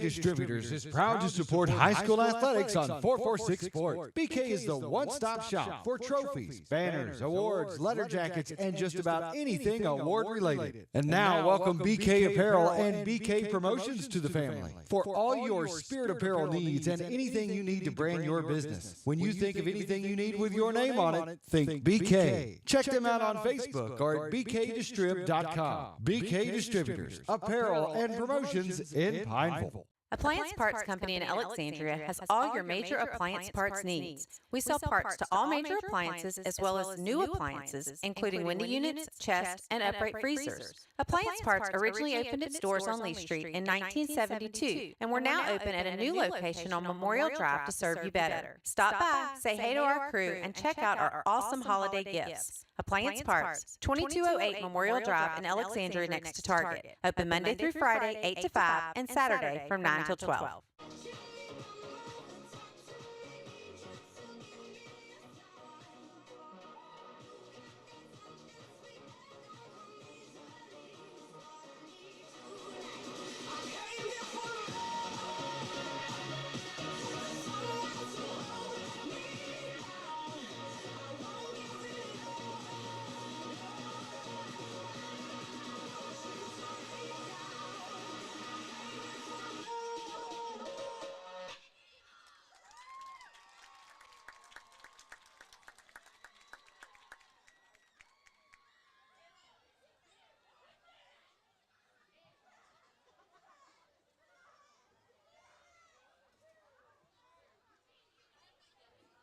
That was the Eagles dance line. And of course, you're watching the Wilder Group halftime. If you want to buy a house or sell a house, you can call the Wilder Group, your friends in real estate. The number's on screen for Rusty. And if you want to call Tom, you can call him at 318-792-6755. And we're going to take a quick break, and we'll be back with the halftime.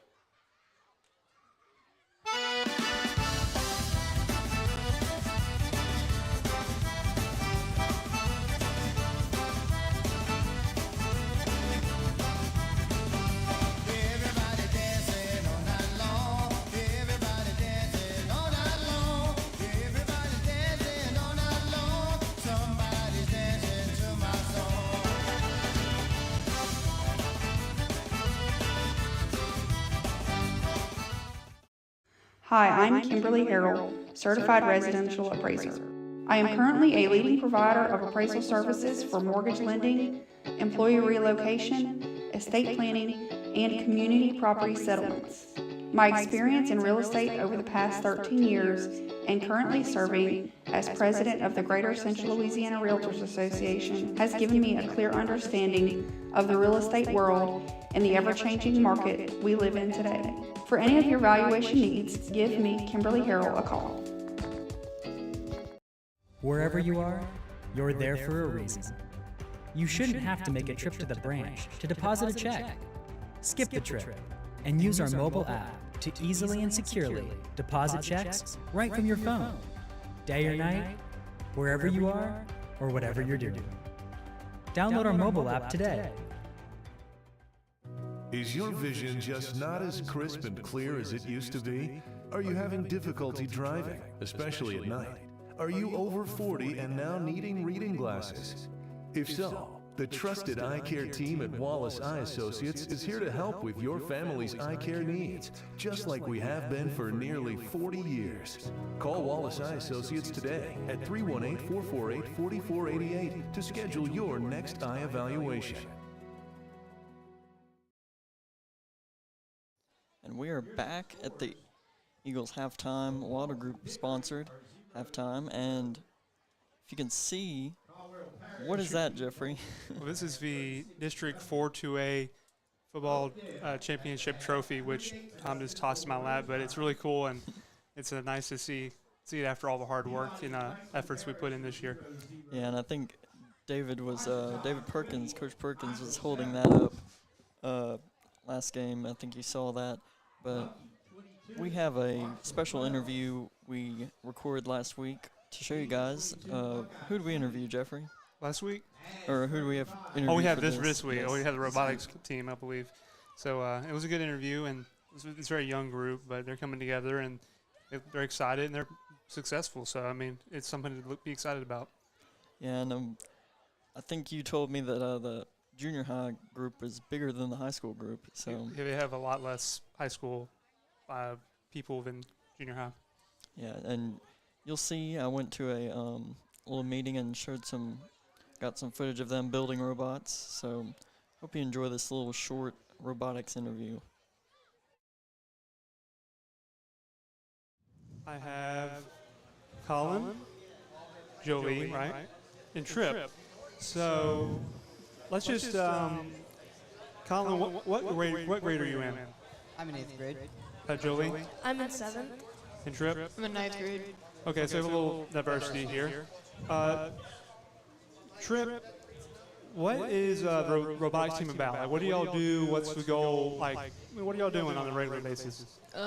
Building stuff, fixing our bot, making it better, and competing. Competing. So I'm glad you said that, because I did want to get around to that.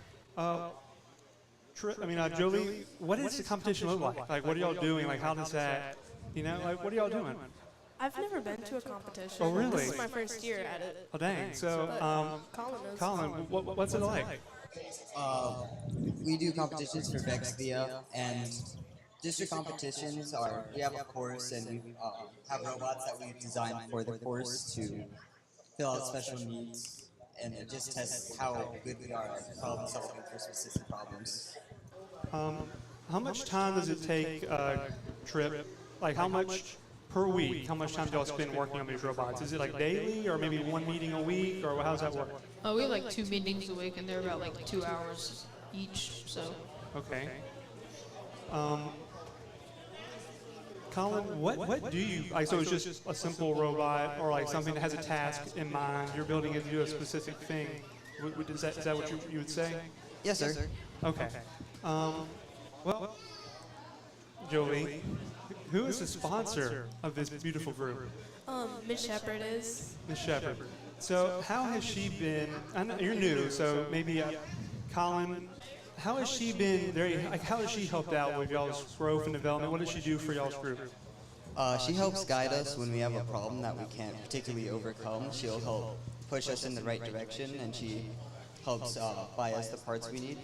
Got you. So she's there just for any aid that you need as you try to build these robots? Yes, sir. Got you. So now I want to ask all of y'all this question. Why would you recommend, there's too many people up here, why would you recommend robotics to maybe any middle schoolers or anybody else? Why should anyone join the robotics team? Well, it's pretty fun, first of all. You can compete against other people and also meet against other people. And it also like builds a team. Like there are some people that like usually I can't really stand, but like at robotics we have to work together, so it builds like a community. It makes you come together no matter your background or what you believe to accomplish a common goal. That makes sense. Colin, why would you encourage anyone to join the robotics team? I would encourage someone to join robotics because it really helps your problem-solving skills and helps you build better bonds with the people around you. Sure. And Jolie, you just joined, correct? So why did you join? What encouraged you to join? I wanted to improve my problem-solving skills, and I wanted to learn to work with other people better. How have you enjoyed it so far? I love it. It's really fun. I've made a lot of new friends with it, and I've learned a lot about robots and how we're supposed to do it. It's good. So you'd obviously recommend this to anybody who'd want to. You just tell everyone, come join, because we always could need more. You always could use more people, right? Definitely. Well, I'm glad you're able to join us tonight and just hype up the robotics team. And I hope y'all have a. So how does the competitions work? Do y'all compete against different schools, Colin? Yes, sir. We compete against different schools. So how many competitions do y'all have a year, Trip? For us, we have like 2 or 3, and then we have the state competitions. So. Got you. So Colin, how successful have y'all been in the past? Y'all do pretty good usually? Y'all rank high or? Yeah, actually last year we got to state and almost got to world. Nice. That's really impressive. So when do those start, Trip? They start usually like in the fall. Like our next competition is this Saturday. Okay, that's good. It's real good. Again, I'm glad you're able to join us tonight, and I just appreciate talking to y'all, and I really hope everyone got to learn more about the robotics team through this. All right, we are back. We hope you enjoyed that short little interview with the robotics team, and we have some game stats here. Maybe if you get the phone off. If we can get the phone off. Well, maybe I can give you the whole dang mount. That would work. But we have some Central Louisiana games that we'd like to spotlight. We have the Pickering Red Devils. They're losing to the Mustangs, 40 at the half. And, of course, your Eagles are over the Panthers at 10-0. We have the Marksville Tigers that are trailing 12-22 against the Bunkie Panthers. We have the Wampus Cats, Leesville, 20 to Rain Wolves 14. We have the Bolton Bears 0 to Caldwell Parish Spartans 36. The Rose Pine Eagles are trailing the Oakdale Warriors 0-28. Franklin Parish got a score. They're up 7-0 now against Peabody Horses. And the Pineville Rebels are trailing 7 to Ouachita Parish Lions 20. Jonesville Hodge Tigers are up 22-6 against Winfield Tigers. Gina Giants are up 30-20 against Buckeye Panthers. Alexandria Trojans are up 35 to West Ouachita Chiefs 7. And the Block Bears versus Storm, 0-0. And So the rest of those games are just, they haven't put the information in yet. yeah, so. it looks like the rest of the games they don't have the information, but it's the Saul and Beekman and Ravel and Faraday who are playing. But we have those stats, those scores, but we have some stats for this game. If you'd like to read them out, Jeffrey. Sure. So Menard has not scored, but they have 165 yards of offense compared to Green Oaks negative 19. The score is 10-0 right now in Menard's favor. But also, I want to point out that very fortunate for Menard, considering they fumbled the ball 3 times and they still have a two possession lead. I don't know. I guess it goes to show how good their defense really is. Negative 19 yards over a half. That's pretty remarkable. So, their defense has been locked down the entire season. It's kept them in every game for the most part. So, I don't remember a game where they really got out like this, taken care of. They were never out of hand. Like, they were always keeping the other offense in check. So, without them, man, I don't know where we'd be, but I do know that we have a great defense, and thanks to them, we're we're winning this game. So, yeah, thanks to Scully and what he does over there. Of course, Scully. I hope he we get some good defensive plays and get to see him jump up and down again. Oh yeah, for sure. He gets excited. Yeah, he always gets excited at these games. But the Menard Eagles are warming up right now, and it looks like the Panthers are working up to. I guess they're about to work out right now, but. We'll take a quick break, and looks like there's 1 minute left. Until game is probably going to be around 3 or 4 minutes, though. But we'll take a quick break, and we'll be back with the game. For a lifetime of the best possible vision, look to Wallace Eye Associates, where our tradition of eye care excellence in Cenla spans nearly 40 years. From your next family eye exam to cataract and glaucoma evaluations, trust your vision to the experienced eye professionals at Wallace Eye Associates.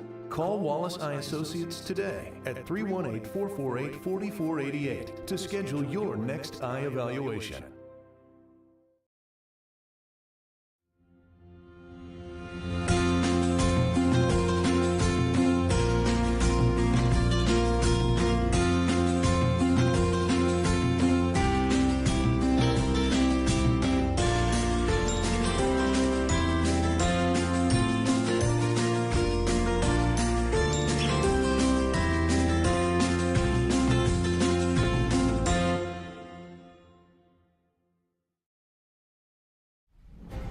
Started with a sketch on a napkin. An idea created by 2 walk-on bench warmers. And after 10 years of hard work and perseverance to turn their dream into a reality, it's the #1 sports bar in America. Welcome to Walk On.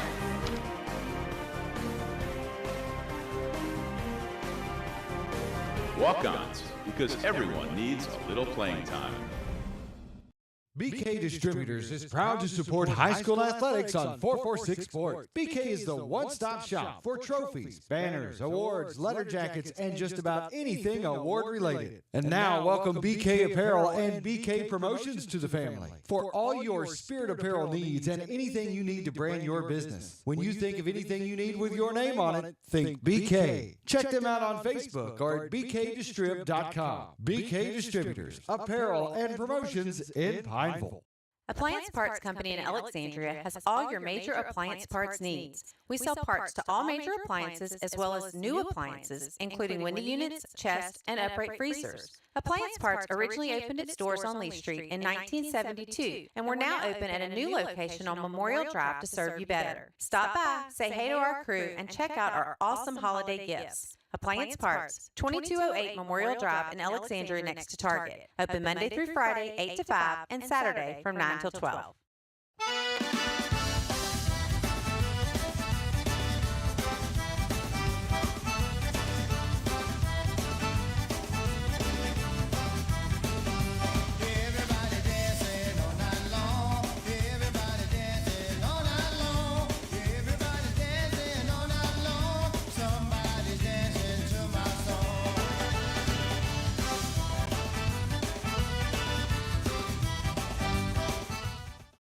Hi, I'm Kimberly Harrell, Certified Residential Appraiser. I am currently a leading provider of appraisal services for mortgage lending, employee relocation, estate planning, and community property settlements. My experience in real estate over the past 13 years and currently serving as president of the Greater Central Louisiana Realtors Association has given me a clear understanding of the real estate world. And the kickoff is going to be run back. I don't see any flags, and that's going to be a run back for a touchdown, as the Eagles did not want to start the second half that way. 99-yard kickoff return for a touchdown by, was that 44? That had the football? Couldn't tell. Man, he broke it out and got to the far sideline, maybe just number 4, Darius Gross, the athlete. And, man, he showed his wheels, and he made the last guy miss. Well, there is a flag on the far side of the field, but I think it may have happened after the touchdown. I'm not sure. We're going to get the call here. It looks like unsportsmanlike. Yeah, so they'll be celebrating. They'll back that off on the kickoff, which will give Menard great field position. But well, you've got the option here. You can actually take this. You could take this on the try. Yeah, I mean, I don't know if I'd do that. I'd rather have the field goal or field position, because if they try to onside kick it like they did last time, they're going to be doing that from what, the 30, 25 or 30? Back them up 15 here, you got a really good shot at possibly keeping a couple of points off the board. They're going to go from here. Yeah, even if they get it. Nope, they're going to bring them back. They're going to take it here, so that's going to put the ball on 18-yard line. Hopefully. Well, I'm not. It's a 15-yard foul, so it'll go to the 18-yard line on the try. You know, if that were the Eagles, that would be a Southern Air cool play of the game, but contestant.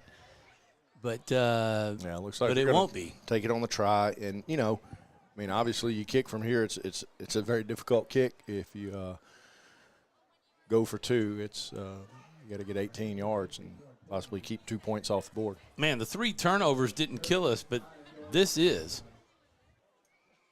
They've got it set up. Now everybody will rush over. They're gonna try to kick it. I guess. Should. It's not college. If the kick is up. That's a nice try. Short. It's short, but it'll be 10-6, so it's still a 4-point game. You have to score a touchdown to take the lead. 11:41. That was just 19 seconds that it took to score that touchdown on the kickoff. We'll take a quick 30-second break, and we'll be back right after these messages.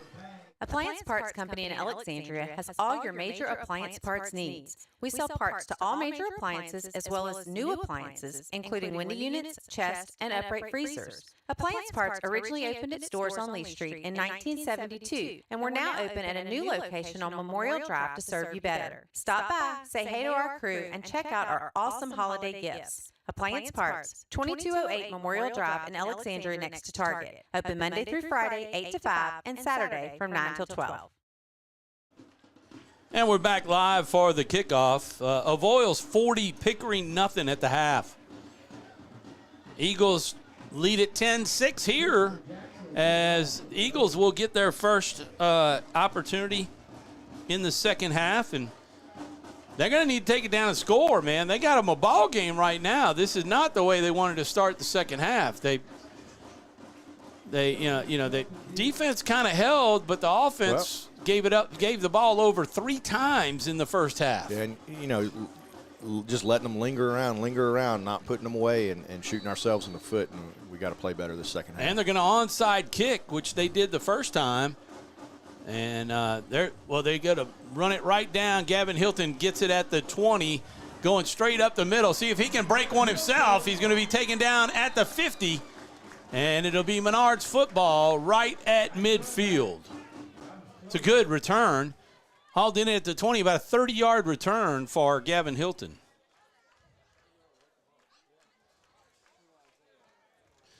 Andrew trying to get a little break to try his gumbo that Al and the team brought up, the concession team brought up to us tonight for everybody in the press box. They have been great to us all year long. And here is the snap directly to Gavin Hilton. He's up the middle and going to pick up a good 7 or 8 yards. We'll call it 8. It'll be 2nd down and 2. And, you know, they just haven't popped that out to the outside. I mean, they keep running it, trying to cut it back up the middle. And it looks like the outside is there. Yeah, to a point, but you realize, you look at the speed on this defense too that you're facing, and start trying to go horizontal, and sometimes may not work out the best for you is getting up, vertically up the field. 11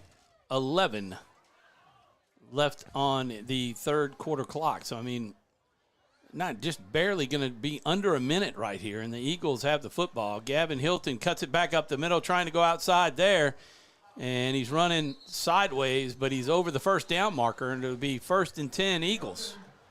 And that's okay. Just keep letting that clock run and use as much clock as we can to keep the speed off the field. In plays like this, it'll start taking a toll on that defense, those defensive linemen.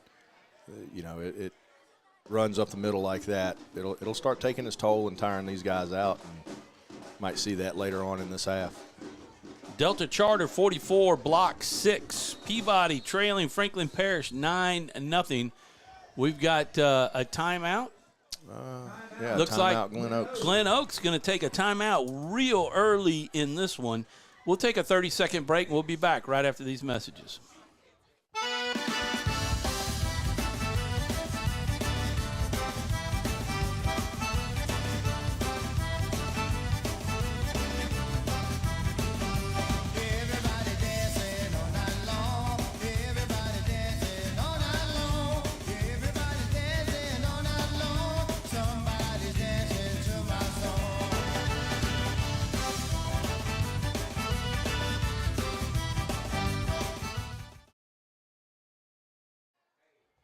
And we got a crowd shot. Jeffrey Pan in the crowd, and that's good timing, because I was about to say that's Donovan Davis right there. Good crowd tonight. We followed up from a great crowd last week for homecoming. Senior night tonight. Speaking of, if you got any family members of the senior players that are watching tonight, first of all, thank you to everybody watching. 1st and 10 from the 38-yard line of Glen Oaks. And the snap goes directly to Cooper Scott. Hang on to the football. He's going to pick up about 6, and it'll set up a, 2nd down, and about 4. But getting back to the point I was making is we actually went early. We started the broadcast early at 5:30 with the honoring of the seniors, not only on the football team, but the dance line and cheerleaders. Here's looking to throw a pass, and it's out there to Aiden Moran. And to Matt Hicks. Matthew Hicks. Matt Hicks down to the 24-yard line as Gavin was backpedaling and found Matthew Hicks coming across from the other side of the field. Yeah, good little throwback right there, and took some time to develop, and a little lofty pass, but again, good play by Matthew to catch that ball and pick up that 1st down. Yeah, it should be a first. I'm not sure why they're not marking and moving the chains. We don't have a flag on the play, do we? No, I don't see one. But they're tacking on yardage, so something happened. Got a personal foul. Roughing the passer. They attack on 15 from there, and that's going to put us inside. Half the distance, so you'll go to the 12 from the 24. But it puts us into the the Red River Bank red zone of Glen Oaks at the 12. Sets up 1st down and 10 from the 12. This would be a really good answer to the touchdown, the kickoff, the 99-yard kickoff return for a touchdown if the Eagles can punch this one in. Nice cut by Gavin, and he is taken down inside the 10, down to about the 9-yard line. And that's going to be a pickup of about 3. We'll call it second down and 7 from the Glen Oaks 9-yard line. 9:23 and counting. Eagles took over this one with over 11 minutes, so they're going to be over 2 minutes on the drive so far. But they started from the 50-yard line with a nice 30-yard return by Gavin Hilton. This one's going to go probably to Gavin. He's going to follow Cooper. If he had just stayed with him, carrying tacklers down to the 5. And that's going to be short of the first down, but it's going to be 3rd and short. They're going to have about 3 yards. They got to get maybe 2. I think they get to the 3-yard line. They can pick up the first down. Or the 2. Yeah. Looks like the 3, though, from that marker over there, doesn't it? I think they're going to need, about good 3 yards. 8:36 and counting, 10-6 your score in this one. The Eagles getting a field goal right before the half by Ryan Hicks, 21-yard field goal? Yeah, no, 26. Yeah, 26-yard field goal. Cooper Scott taking the direct snap. He's got a touchdown. He just turned and cut it up the gut, and he picked up the 5 yards. First down, and then into the end zone for the touchdown. The Eagles take a 16-6 lead, and Ryan Hicks will try to make it 11. Make it 17-6 with the extra point. Cooper Brown kind of limping off a little bit, but having Cooper Scott score the touchdown makes it a little bit easier to get over that. Really great drive by the offense. The snap is good, the hold is good, and so is the kick. It is 17-6 Eagles with 8:13 to play in the third quarter. You're watching live Menard Eagle football on 446 Sports. We are back right after this, a word from our sponsors. Is your vision just not as crisp and clear as it used to be? Are you having difficulty driving, especially at night? Are you over 40 and now needing reading glasses? If so, the trusted eye care team at Wallace Eye Associates is here to help with your family's eye care needs, just like we have been for nearly 40 years. Call Wallace Eye Associates today at 318-448-4488 to schedule your next eye evaluation.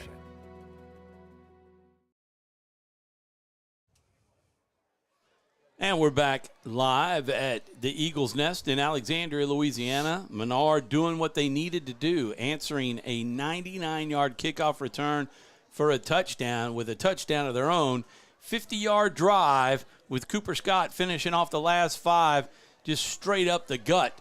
And Ryan Hicks for the extra point. It is 17-6 as we wait for it the whistle to blow, and there it is. See if they kick it off deep. And they're going to pooch it. And that's going to be caught and sliding down at about the 38-yard line. They'll mark it at the 37. No, we'll put it at the 38. Yeah. So Glen Oaks will get their actual first drive and start at their own 38. Eagle defense has played well in the first half. They haven't had a chance because they scored on the kickoff. You know, Glen Oaks helped them out a lot with a turnover, actually 2 turnovers, but also a lot of penalties. Yeah, it's cost Glen Oaks. I don't know if other than that kickoff, I don't think they have positive yardage on the night, do they, Tom? Minus 19. Yep. So they'll be in the shotgun, kind of a wishbone, a huge wishbone. They'll go and pitch it deep, and they've got it pretty much taken. They'll stop them shy of the original line of scrimmage. Braylon got a hold of him on that one. Yeah, I think the Eagles defense has figured this out. We're used to a much tighter set on that, and they're running 7-8 yards backwards to get the ball. Yeah, sometimes that can spread a defense out too, though, sometimes. And it's key, I think, Menard and the D-line, we saw it there with Braylon and others, staying home, playing good defense in their position and not getting out of position. Where's that yard mark? I mean, the down marker is like they gave them a yard, but it's still at the 38. It's still, I don't even know how they got back there. Second down and 10, and he goes in motion. And they fake the pitch. Drake got sucked in. They throw it deep. Carson Harrison is right there, but so is Gavin Hilton, and he gets the pick at the 36-yard line, and the Eagles will take over. Another turnover on the pass. Great job by Gavin Hilton. Yeah, the ball was a little underthrown. Gavin had it. I think Carson was making a beat on it at one point too, and Gavin ended up getting the pick on that. Just a good play by the secondary, though, not falling asleep back there and maintaining that coverage and being in position and getting themselves in the position to make that play. Eagles take over at their own 36-yard line. That is the third turnover on the night for Glen Oaks. Got a candidate for Southern Air Cool Play of the Game. See if we get something else. Trip receivers to the near side. Menard moving right to left. And they're short one person. We got 5 seconds left on the play clock, and they will take a timeout. I know Coach isn't happy about that. We'll keep it here instead of going to a commercial break. Hey, I want to thank Michelle LaCour, who came on board with us this year from Polos and Plaids, 1305 Metro Drive. And when you see us out and about, or even as you saw Jeffrey and Andrew at halftime or any of the post-game or pre-game, and you see our green Menard HSM logo shirts with 446 on our left, on the left side of our shirt, and then the Polos and Plaids on the right sleeve, the shoulder of the sleeve, you will know that is our uniform. And she made the uniforms for all of the live streaming teams for Pineville, Tioga, Buckeye, Ash, and us in all of our team colors. But she will do it for you. We're in fishing shirts, but she makes all kinds of different shirts, and she's got all the plaids you need for all the Catholic schools, private schools that use plaid. 7:14 to go in the third quarter, and they're going to hand it off to Gavin Hilton. No, that's Aiden Moran. Take it back. At 12-3, look almost, very close when they're running away from you. But Aiden Moran with the ball picks up about 4. Got to look at the shoes. Gavin has those lime green cleats. That's exactly right. When I looked down and saw Gavin on the near side with those shoes, I knew Aiden was running. So you're going to move Matthew Hicks is in the game. He had a nice catch last week, and I think he has a catch this week, if I'm not mistaken. Yeah, he had one earlier. You got Aiden Moran back there with Jake. Jake's going to keep it and run up the middle. He's got a hole. Oh, cut out. He hit hard on his hip, and he is down. Let's hope he gets up. That was a hard landing on his hip, but he's a tough cookie. He's shaking it off. It's an Eagle first down to their own 47. They may give him a break here. Looks like they're giving Cooper Scott a break. Haven't seen him out there.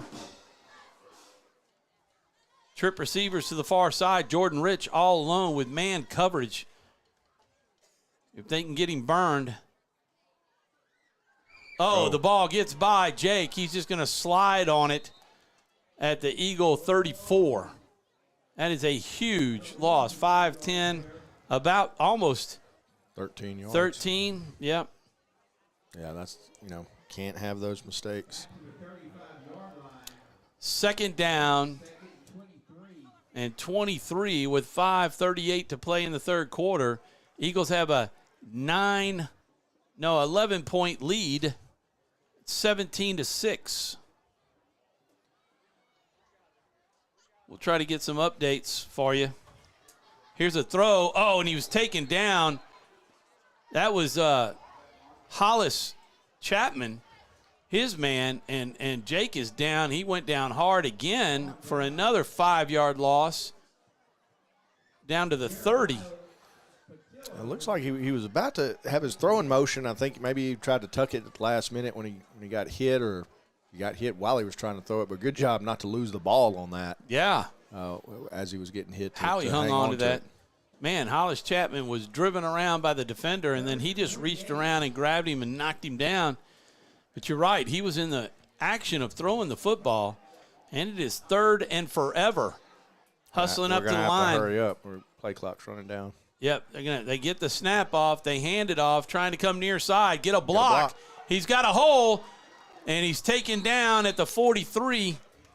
And a big run, 5, 10, almost 15-yard run, about a 14.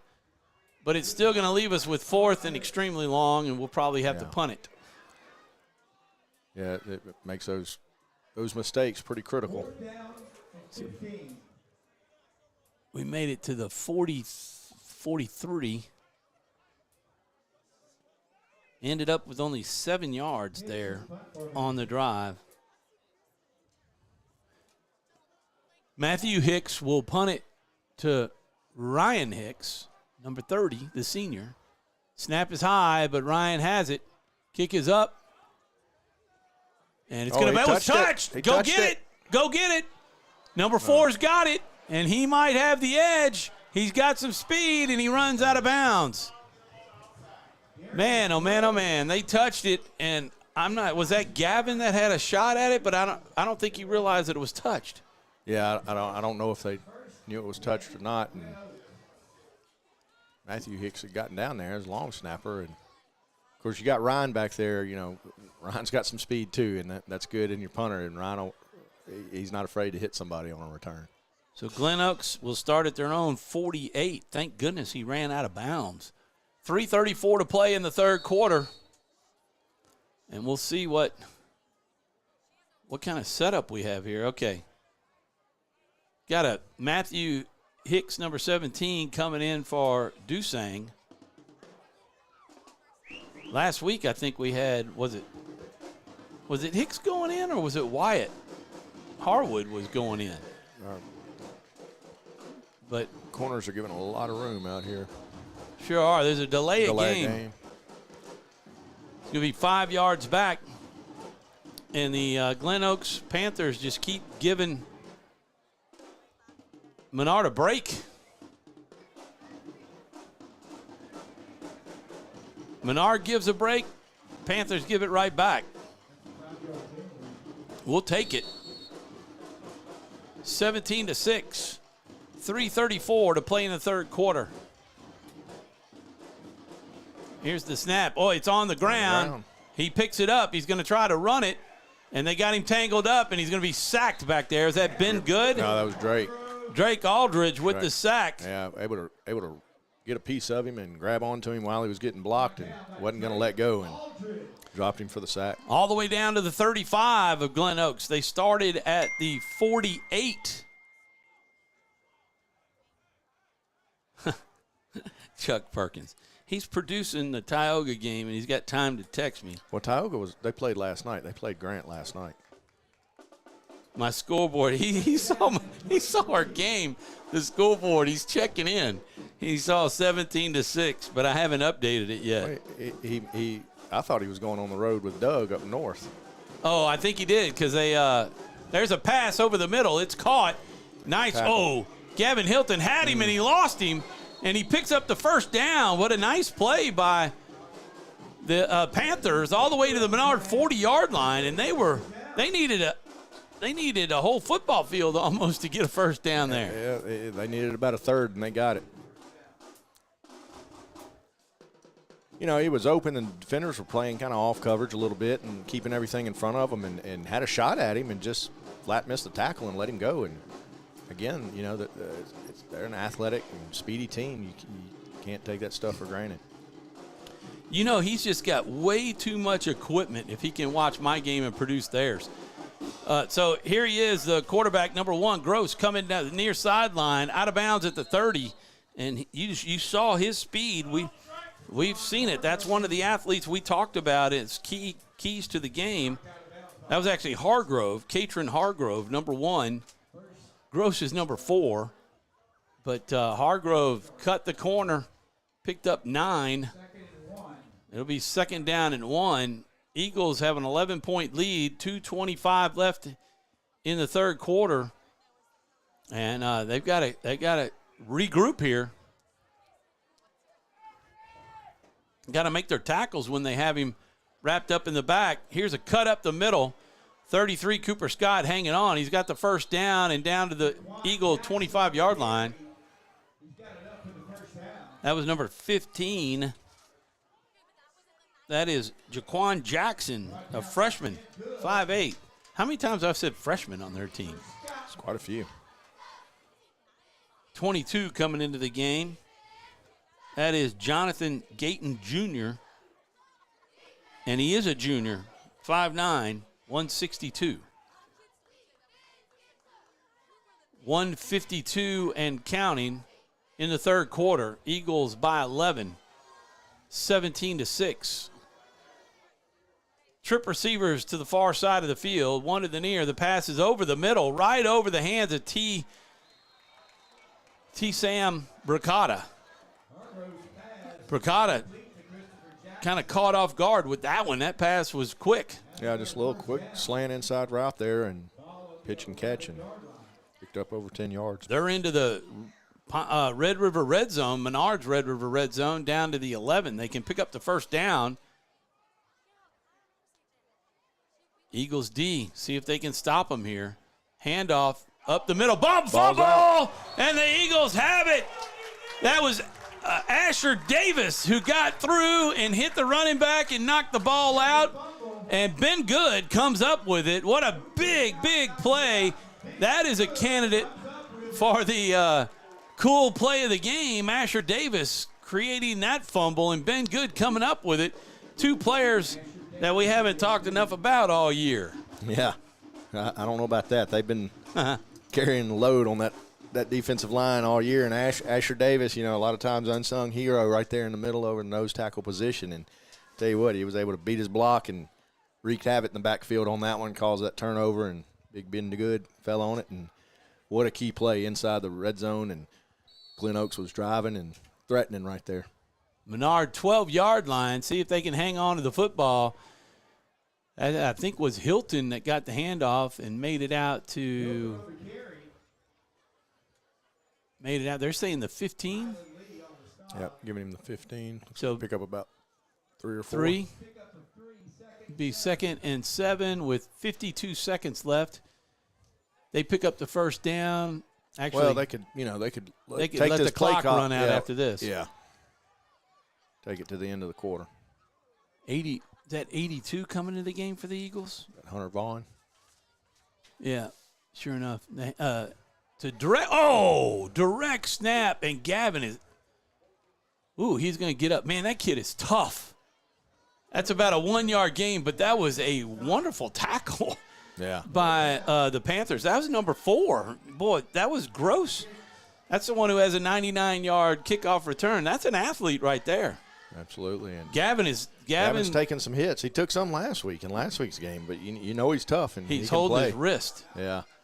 That's about the third or fourth body part he's been holding this game. Tell you what, it's 17-6 at the end of the third quarter. We'll be back with the fourth quarter, the final quarter of the regular season for the Eagles, live on 446 Sports. Back in a moment. BK Distributors is proud to support high school athletics on 446 Sports. BK is the one-stop shop for trophies, banners, awards, letter jackets, and just about anything award-related. And now, welcome BK Apparel and BK Promotions to the family for all your spirit apparel needs and anything you need to brand your business. When you think of anything you need with your name on it, think BK. Check them out on Facebook or at bkdistrib.com. BK Distributors, apparel and promotions in Pineville. Time for our red, white, and cool summer event at Southern Air Heating, Cooling, and Plumbing. Right now, you can save on a new energy saving system. No money down, 0% interest, and no payments till June 2024. Call Southern Air Heating, Cooling, and Plumbing or visit us online.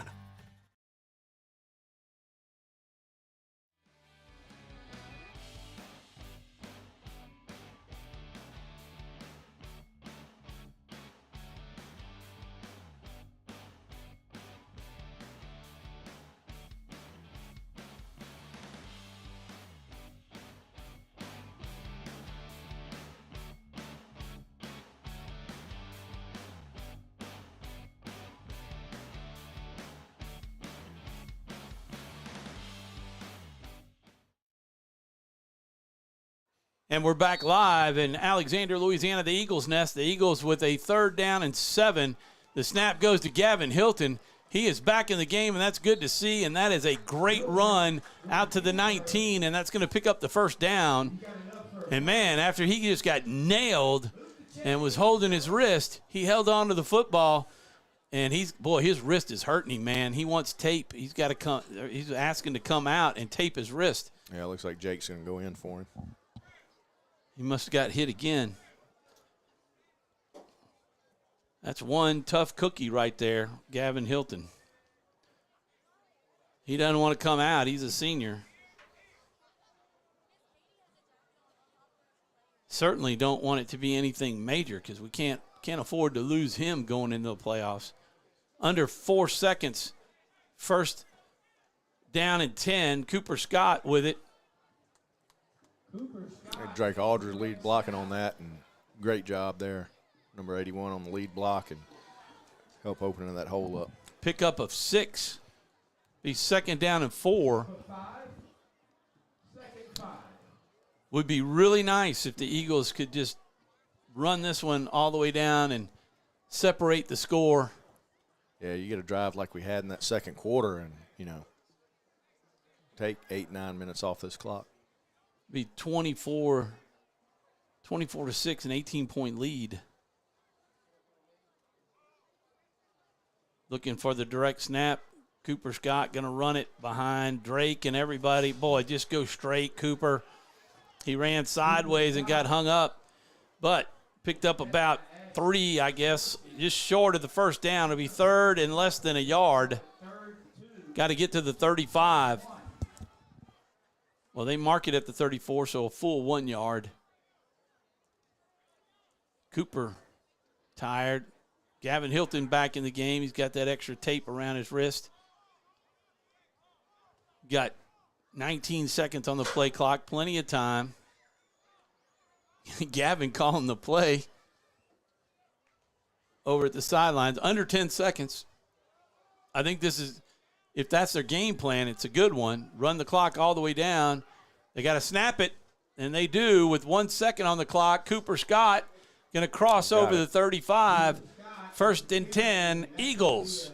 They kind of hit him right there at the line, and Cooper had pushed that pile over, and on that fall picks up that first down.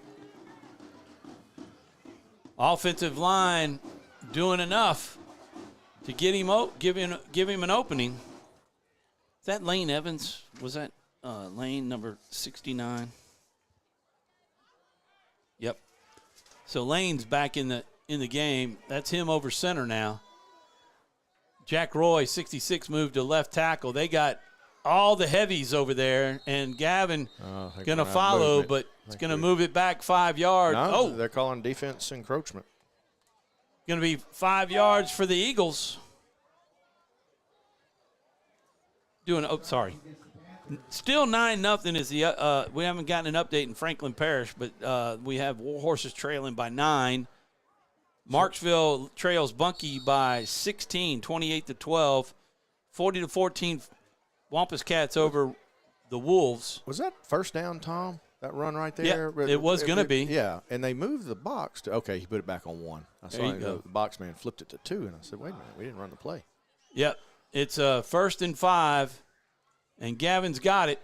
Going to cut it up field. Looked like he was going to try to get the outside, but 28 had it cut off. And they moved it, he cut it up inside, maybe a yard. Second down and 4. 8:23 and counting.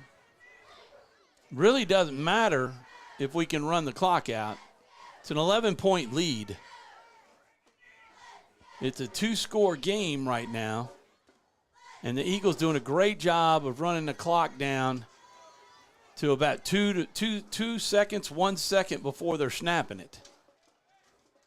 It is 8-7. Now right at 6. Cooper's got it. He's got the first down up the middle and inside Glen Oaks territory down to the 48. Good job. Good run by Cooper. Good blocking by the offensive line, staying with their blocks. Getting good surge there on the right side, opening that hole, and Cooper cutting it back up, and well-executed run right there. We've gone this whole game and haven't talked about the big game tomorrow night. 6:45. The LSU Tigers travel.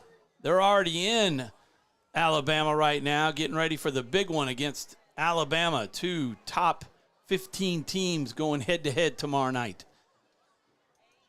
In the shotgun, Gavin, and there's going to be a penalty on the play. Did they get us for delay?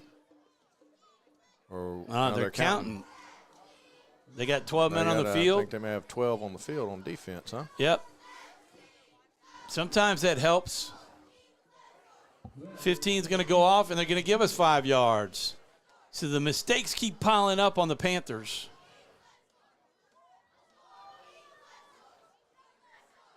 I thought this officiating crew's done a really good job. Yeah, they have. They have. 7-12 and counting. The Eagles looking to go 7-3 on the year and maybe have their first home game in a long, long time. Gavin Hilton following his blocker. He's got a hold of the left if he can break it, and he does. Let's see if he's got the speed. He won't be able to outrun him, but they'll take him down and stay in bounds at about the 23-yard line. Nice job by Gavin to stay in bounds. Boy, he was trying to get that edge, but he just didn't have the speed that the young man had, the Panther had, coming after him. But enough for a first down and enough to keep the clock going. And you look at that defensive line, and the guys got their hands on their hips and hands on the knees, and that's that telltale sign that you might be wearing somebody down. Well, and our offensive line is pushing them off the line for sure, especially on that one. And then following his blockers, he was untouched, about 3-4 yards in. And here's Cooper. He's got a hold. There it is, 15, 10, 5. He'll score. That's going to be a touchdown. Cooper Scott finishing it off. That is a 22-yard touchdown run by Cooper Scott to make it 23-6 at the 6:18 mark. And Ryan Hicks will come on for the extra point. Yeah, it was, the third touchdown on the night for Cooper.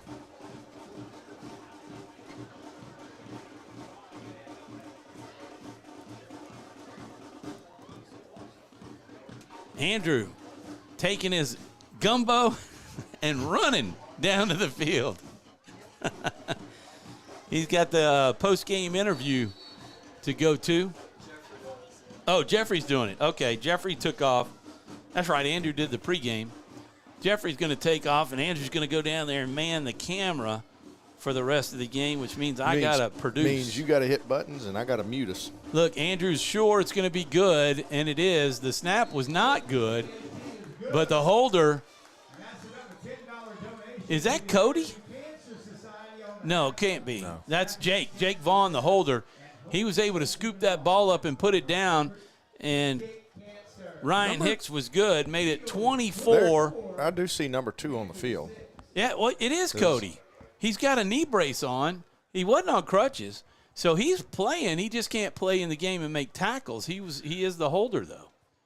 So I was right. Cody Hicks, the holder. Cody Lyons. Lyons. We got enough Hicks to Ryan Lyons and Cody Hicks.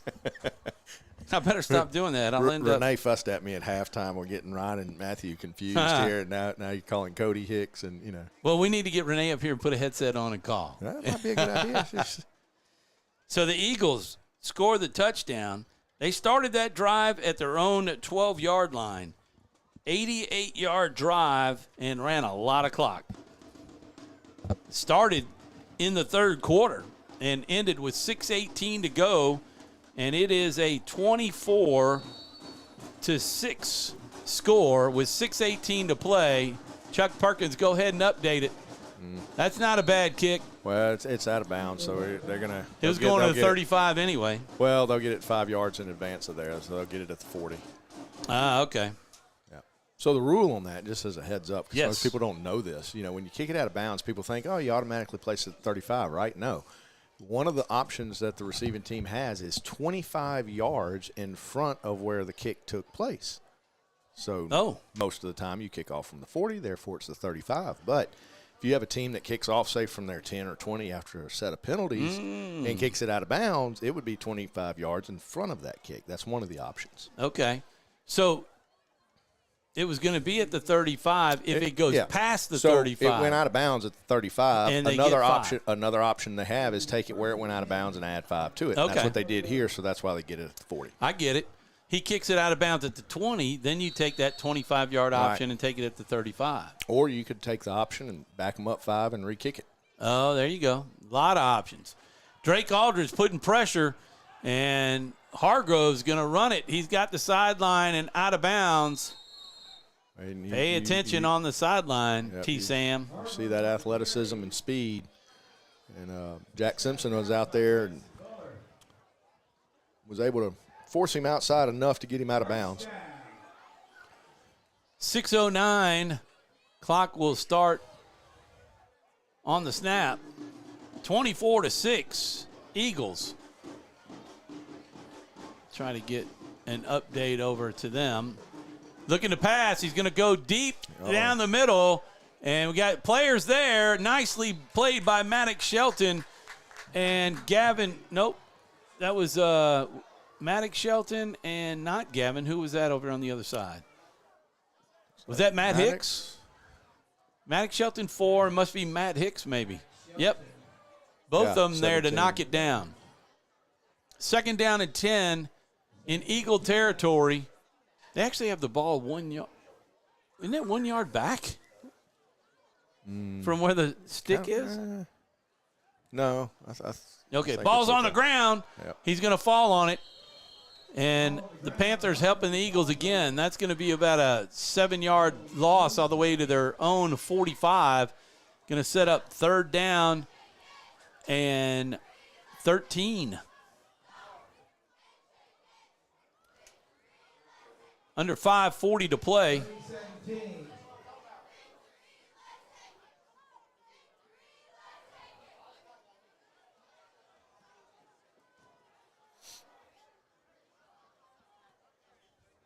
Glen Oaks has already taken a timeout. 10 seconds and counting. They're going to have to get a playoff here pretty quick, or they're going to have to use another timeout. They're not going to get the playoff. Oh, they did. Just in time. Boy, he's pressured. Oh, what a great play by Jaden Williams. No horse collar there. That grabbed him by the shoulder pad and dragged him down. That is a 5, 10, 13-yard tackle for a loss and a sack for Jaden Williams. I'm not sure why we have a flag in the backfield out on the wing out here. He's waving it off. Yeah. I think the wing official might have thought it was a horse collar from his angle. And he threw it, and looks like the white hat probably waved him off that because he saw where he grabbed him on that shoulder pad, not inside the back, and pulled him down backwards. Well, he definitely had the call. We got an update from the Pineville game. They trail 49-7 in the 4th quarter to Ouachita Parish High School. 42-7 or 49-7 in the 4th. Ash winning that one. 29. 3rd down and 29 from their own 32-yard line. And there's movement. That was a penalty. Should have had a flag there. Got to throw it over the middle, and it is caught for a 1st down at the 35. And, man, that missed movement, you know, kind of big right there with that pass over the middle. Yeah, you had the left slot receiver wasn't set, was still getting set and rocking back, but like I said, sometimes you get them and sometimes you don't. Yep. Sometimes you feel like a nut. 4-10 and counting, 24-6. Menard, only 4 minutes left for the Eagles to go 7-3. More movement. I don't know why it's not being called. The pass over the sidelines is dropped. Yeah, that's karma. You had the far side slot receiver moving forward at the snap on that one. Yeah, I saw 2 people moving. Both line judges could have made the call because they were moving on both sides. 2nd and 10. They're in Eagle territory.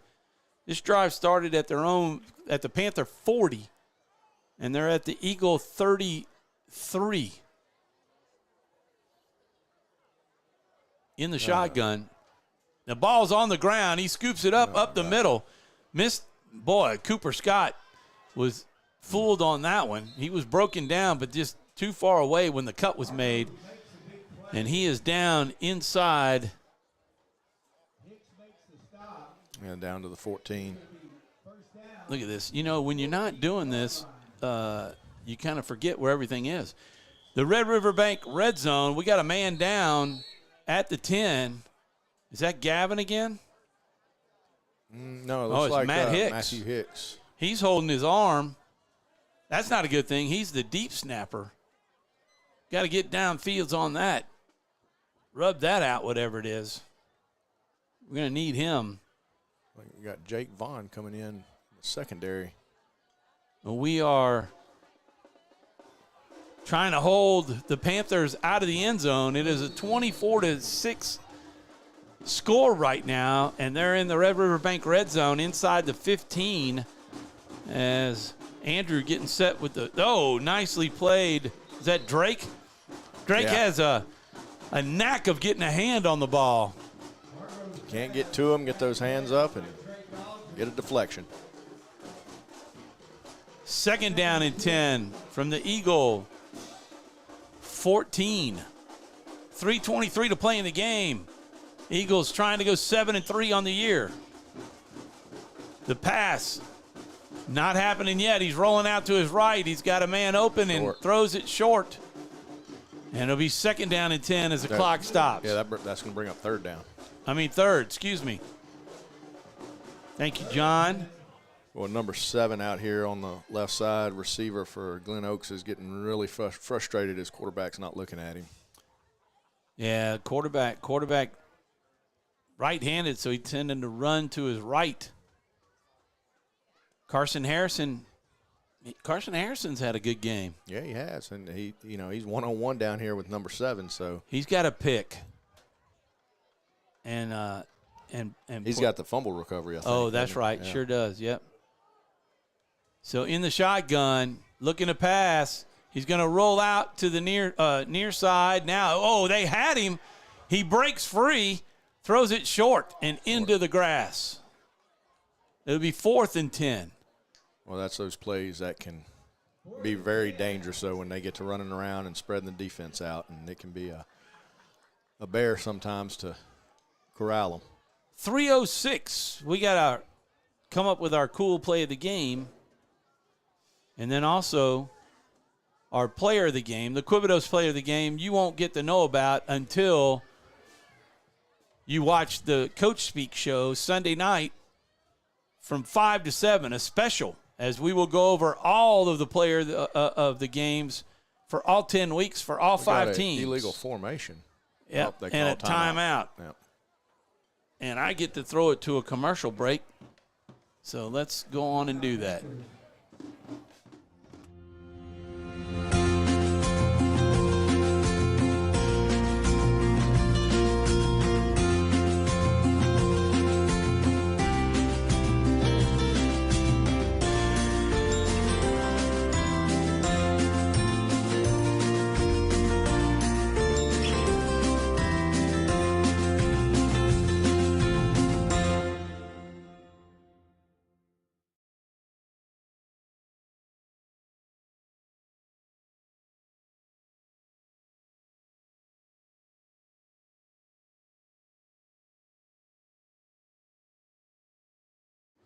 Hey, and we're back live. This is the reason why I love having a producer. Forget the commercials running, it goes to black. We're trying to figure out who's got the Quibidos player of the game, and sorry you had to watch a little black screen there for a while, but this is a big key play right here. 4th down and 10. Trip receivers to the far side. He's looking left, and he breaks free, but not from that grip. And that is going to be, is that Ben Good? Yeah, it looks like number 60. Number 60. Ben Good had the sack, it was a sack because he trailed from behind to take down the Oakdale Warrior quarterback for the last play of the game for the defense.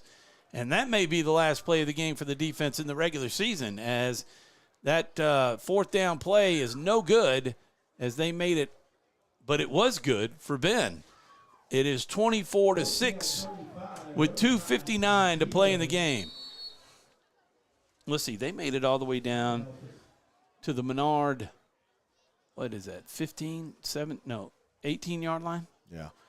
But, really good job by the defense. I mean, you hear bend but don't break, right? And that's what they did on that series, and it bled some clock and gave up a couple of big plays here and there, but they stiffened up when it came time to do it. 42 yards of offense on that drive, and they had 50 on the drive before that. And the Eagles pick up a yard or two. That's going to be at the 19-yard line. It'll be 2nd down and 8 as we're going to be at the 240 mark.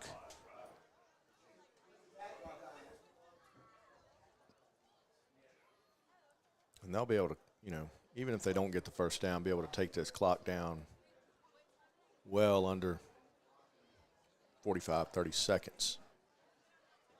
20-7, Ouachita Parish over Pineville is the latest score that we have. And this is Cooper Scott. Boy, he's hopping over people. Close to the first down. That's a good thing. They will give it to him. That's going to take us under 2 minutes. And I think that should be able to do it. I don't think Glen Oaks is going to burn timeouts at this point in the game, being down 3 scores. Eagles are well on their way to winning their 7th game of the year, finishing 7-3 with the really great chance of having the home field next week, moving in one of those top 16 teams and hosting someone next week. Getting close to the victory formation with 1:40 to play, 24-6. They'll let it go all the way down to 1 second before now. They're not.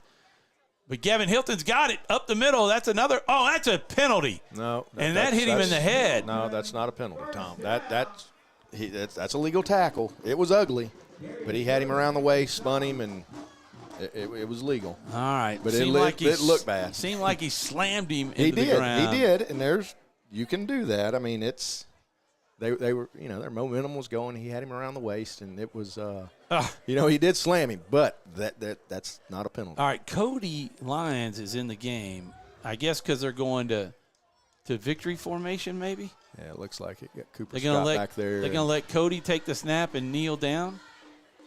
Make sure he kneels it quick. He doesn't need to get hit. Well, I know. He's wearing that brace on his knee. There's 52 seconds left.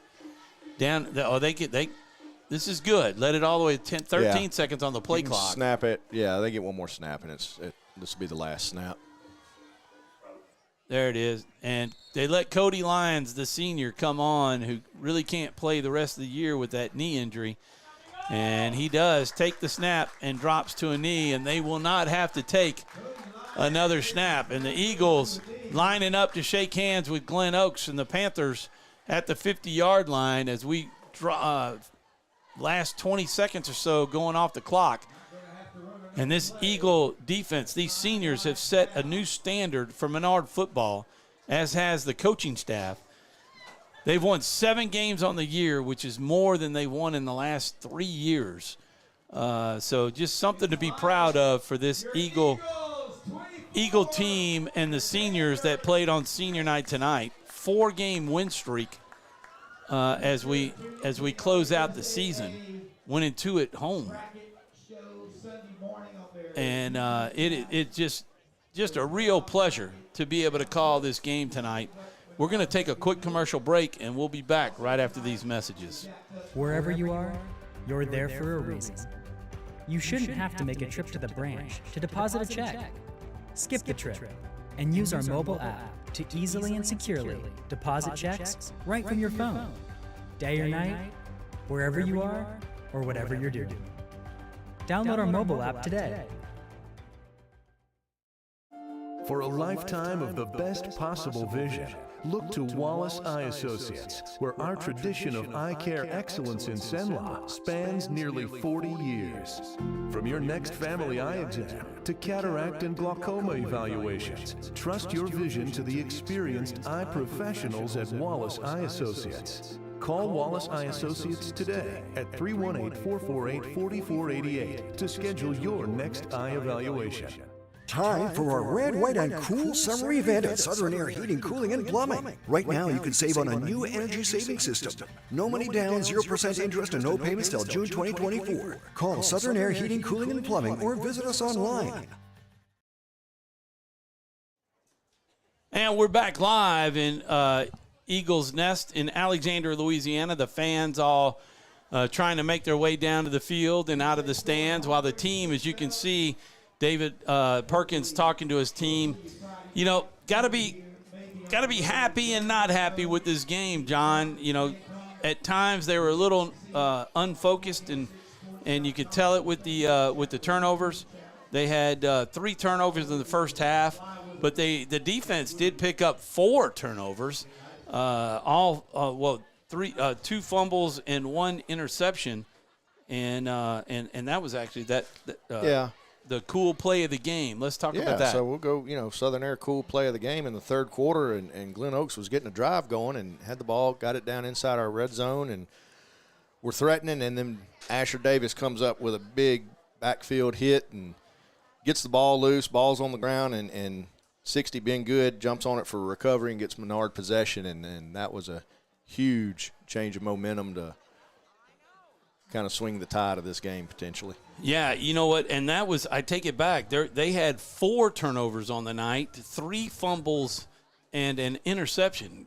Gavin Hilton had an interception tonight on the drive prior to that one, and those were 2 turnovers were on the heels of a 99-yard kickoff return. Yeah, I mean, you look, Menard uncharacteristically turned the ball over a good bit tonight like they haven't done in games past, and made mistakes and, gave up the big score on the big return on the touchdown, kickoff return, excuse me. And there were times that obviously it's frustrating, but what they also did is they took advantage of the opportunities they were given too, right? I mean, the turnovers that we were able to recover and the big stops when they needed to make them. So I'm trying to do the math here. That's 308. So has Jeffrey called in? Jeffrey has not called in. I'm not sure why. Would be nice. I don't know. He's walking over there without having us on the phone. So maybe about to call. Well, I'm about to call him. I don't know. The Texas Rangers won the World Series, so he can't be. All right. So on the field, Jeffrey, you can stop right there. You got David right there. So yeah, we're good. We got Jeffrey on the field with the winning coach tonight. Coach, not only are you the district champion coach, but you just won your last home game in the regular season and went 7-3, David, in your first year as head coach. 7-3. That's more wins than the Eagles have had the last 3 years. Absolutely, and it's a testament to these kids and these coaches. Also, our Holy Savior Menard community. They were just hungry. They've been hungry the last 3 years, and me and my staff were able to come in here, get these guys in the right spots, and just, we got guys who have shown off a little bit, in other sports, but this is football, and they wanted to win in football. And, it was my job to get these guys ready to play this year, and our coaches, and I think we did a pretty good job of that. Oh, you certainly did, as having an opportunity the last 9 years to be on the call for the Eagles. Congratulations. And I'm glad you brought up your staff. I mean, Coach Scully, Morgan Redmond, Julio Ortiz, you got Sam Bricata in there and several others that I haven't had the opportunity to get to know. But all those guys you brought together were all Menard family. That I remember you saying that in your when you were announced as the head coach, that you were going to bring in people that were affiliated. Go Eagles! Coach Scully, congratulating for me. But you were bringing in the guys that were Menard family. Absolutely, we had Menard guys. That's what I wanted. These guys have been teaching here for a while. They are on our faculty. And you did mention our other guys, Sam Bricata, Jay Sullivan, and David Roberts. And those guys were our junior high coaches. And as soon as those guys got finished, I brought them on up because I'm going to bring those guys up next year on the high school. And, not David Roberts, Eddie Roberts. Davis is his brother. So I got those 3 guys that were junior high coaches. They'll be on the staff next year. But obviously they're on my staff right now and doing a great job also. I know. I got one more question for you before we leave. I know our intern Jeffrey's got at least a question for you. So I was wondering, I saw that you were doing a lot of snaps with Gavin Hilton and Cooper Scott. I was wondering why that was, especially, I know a little bit last game, but even more this game. Well, Cooper Scott and Gavin Hilton are two of our best players. They're both seniors. We're going to put our best guys out there. It's that time of the year. Didn't really want to, put them in for the whole season, beginning of the year till right now. I wanted them to keep their legs, because they play defense. So we got to kind of be careful with them. But right now, we're just letting it all hang out, man, because there's no tomorrow really, speak of. So we're going to put those guys back there, and that's going to help Jake in the long run. That'll help Jake, and that'll also help Aiden Moran, who are two sophomores. So, we're just trying to get our good players on the field. And also, I know y'all fumbled the ball a few times tonight. Too many. Would you say that's more than just the defense making great plays, or just maybe some bad ball handling on your part? Yeah, it's a little wet out here tonight, but just a little bit of bad ball handling. It cost us a few touchdowns. We probably should have scored 2 or 3 more touchdowns, but because of the fumbles, we didn't. So that's a good coaching point. We'll stress that. We cannot do that in the postseason. That's a killer.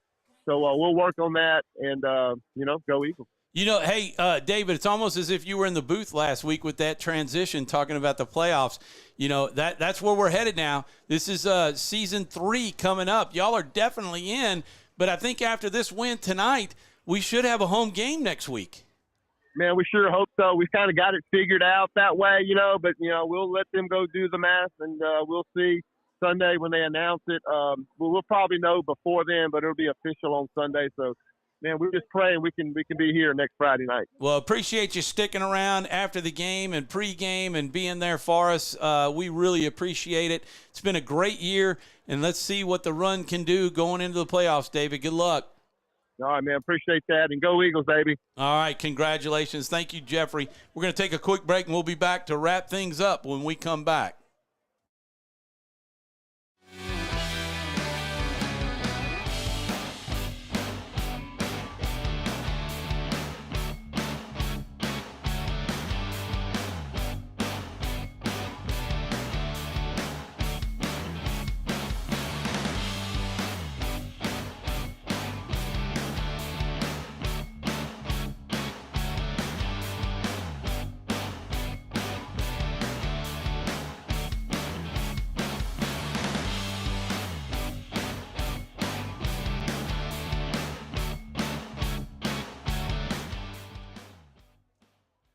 And we're back. You can see the crowd on the field. Thanks to David Perkins for joining us for the post game. Real quick, John, I've got us for about 308 yards of offense, most of it on the ground, 73 yards for the Panthers, and most of that was done in the second half because they finished the first half with minus 19, but they had 92 yards of offense in the second half.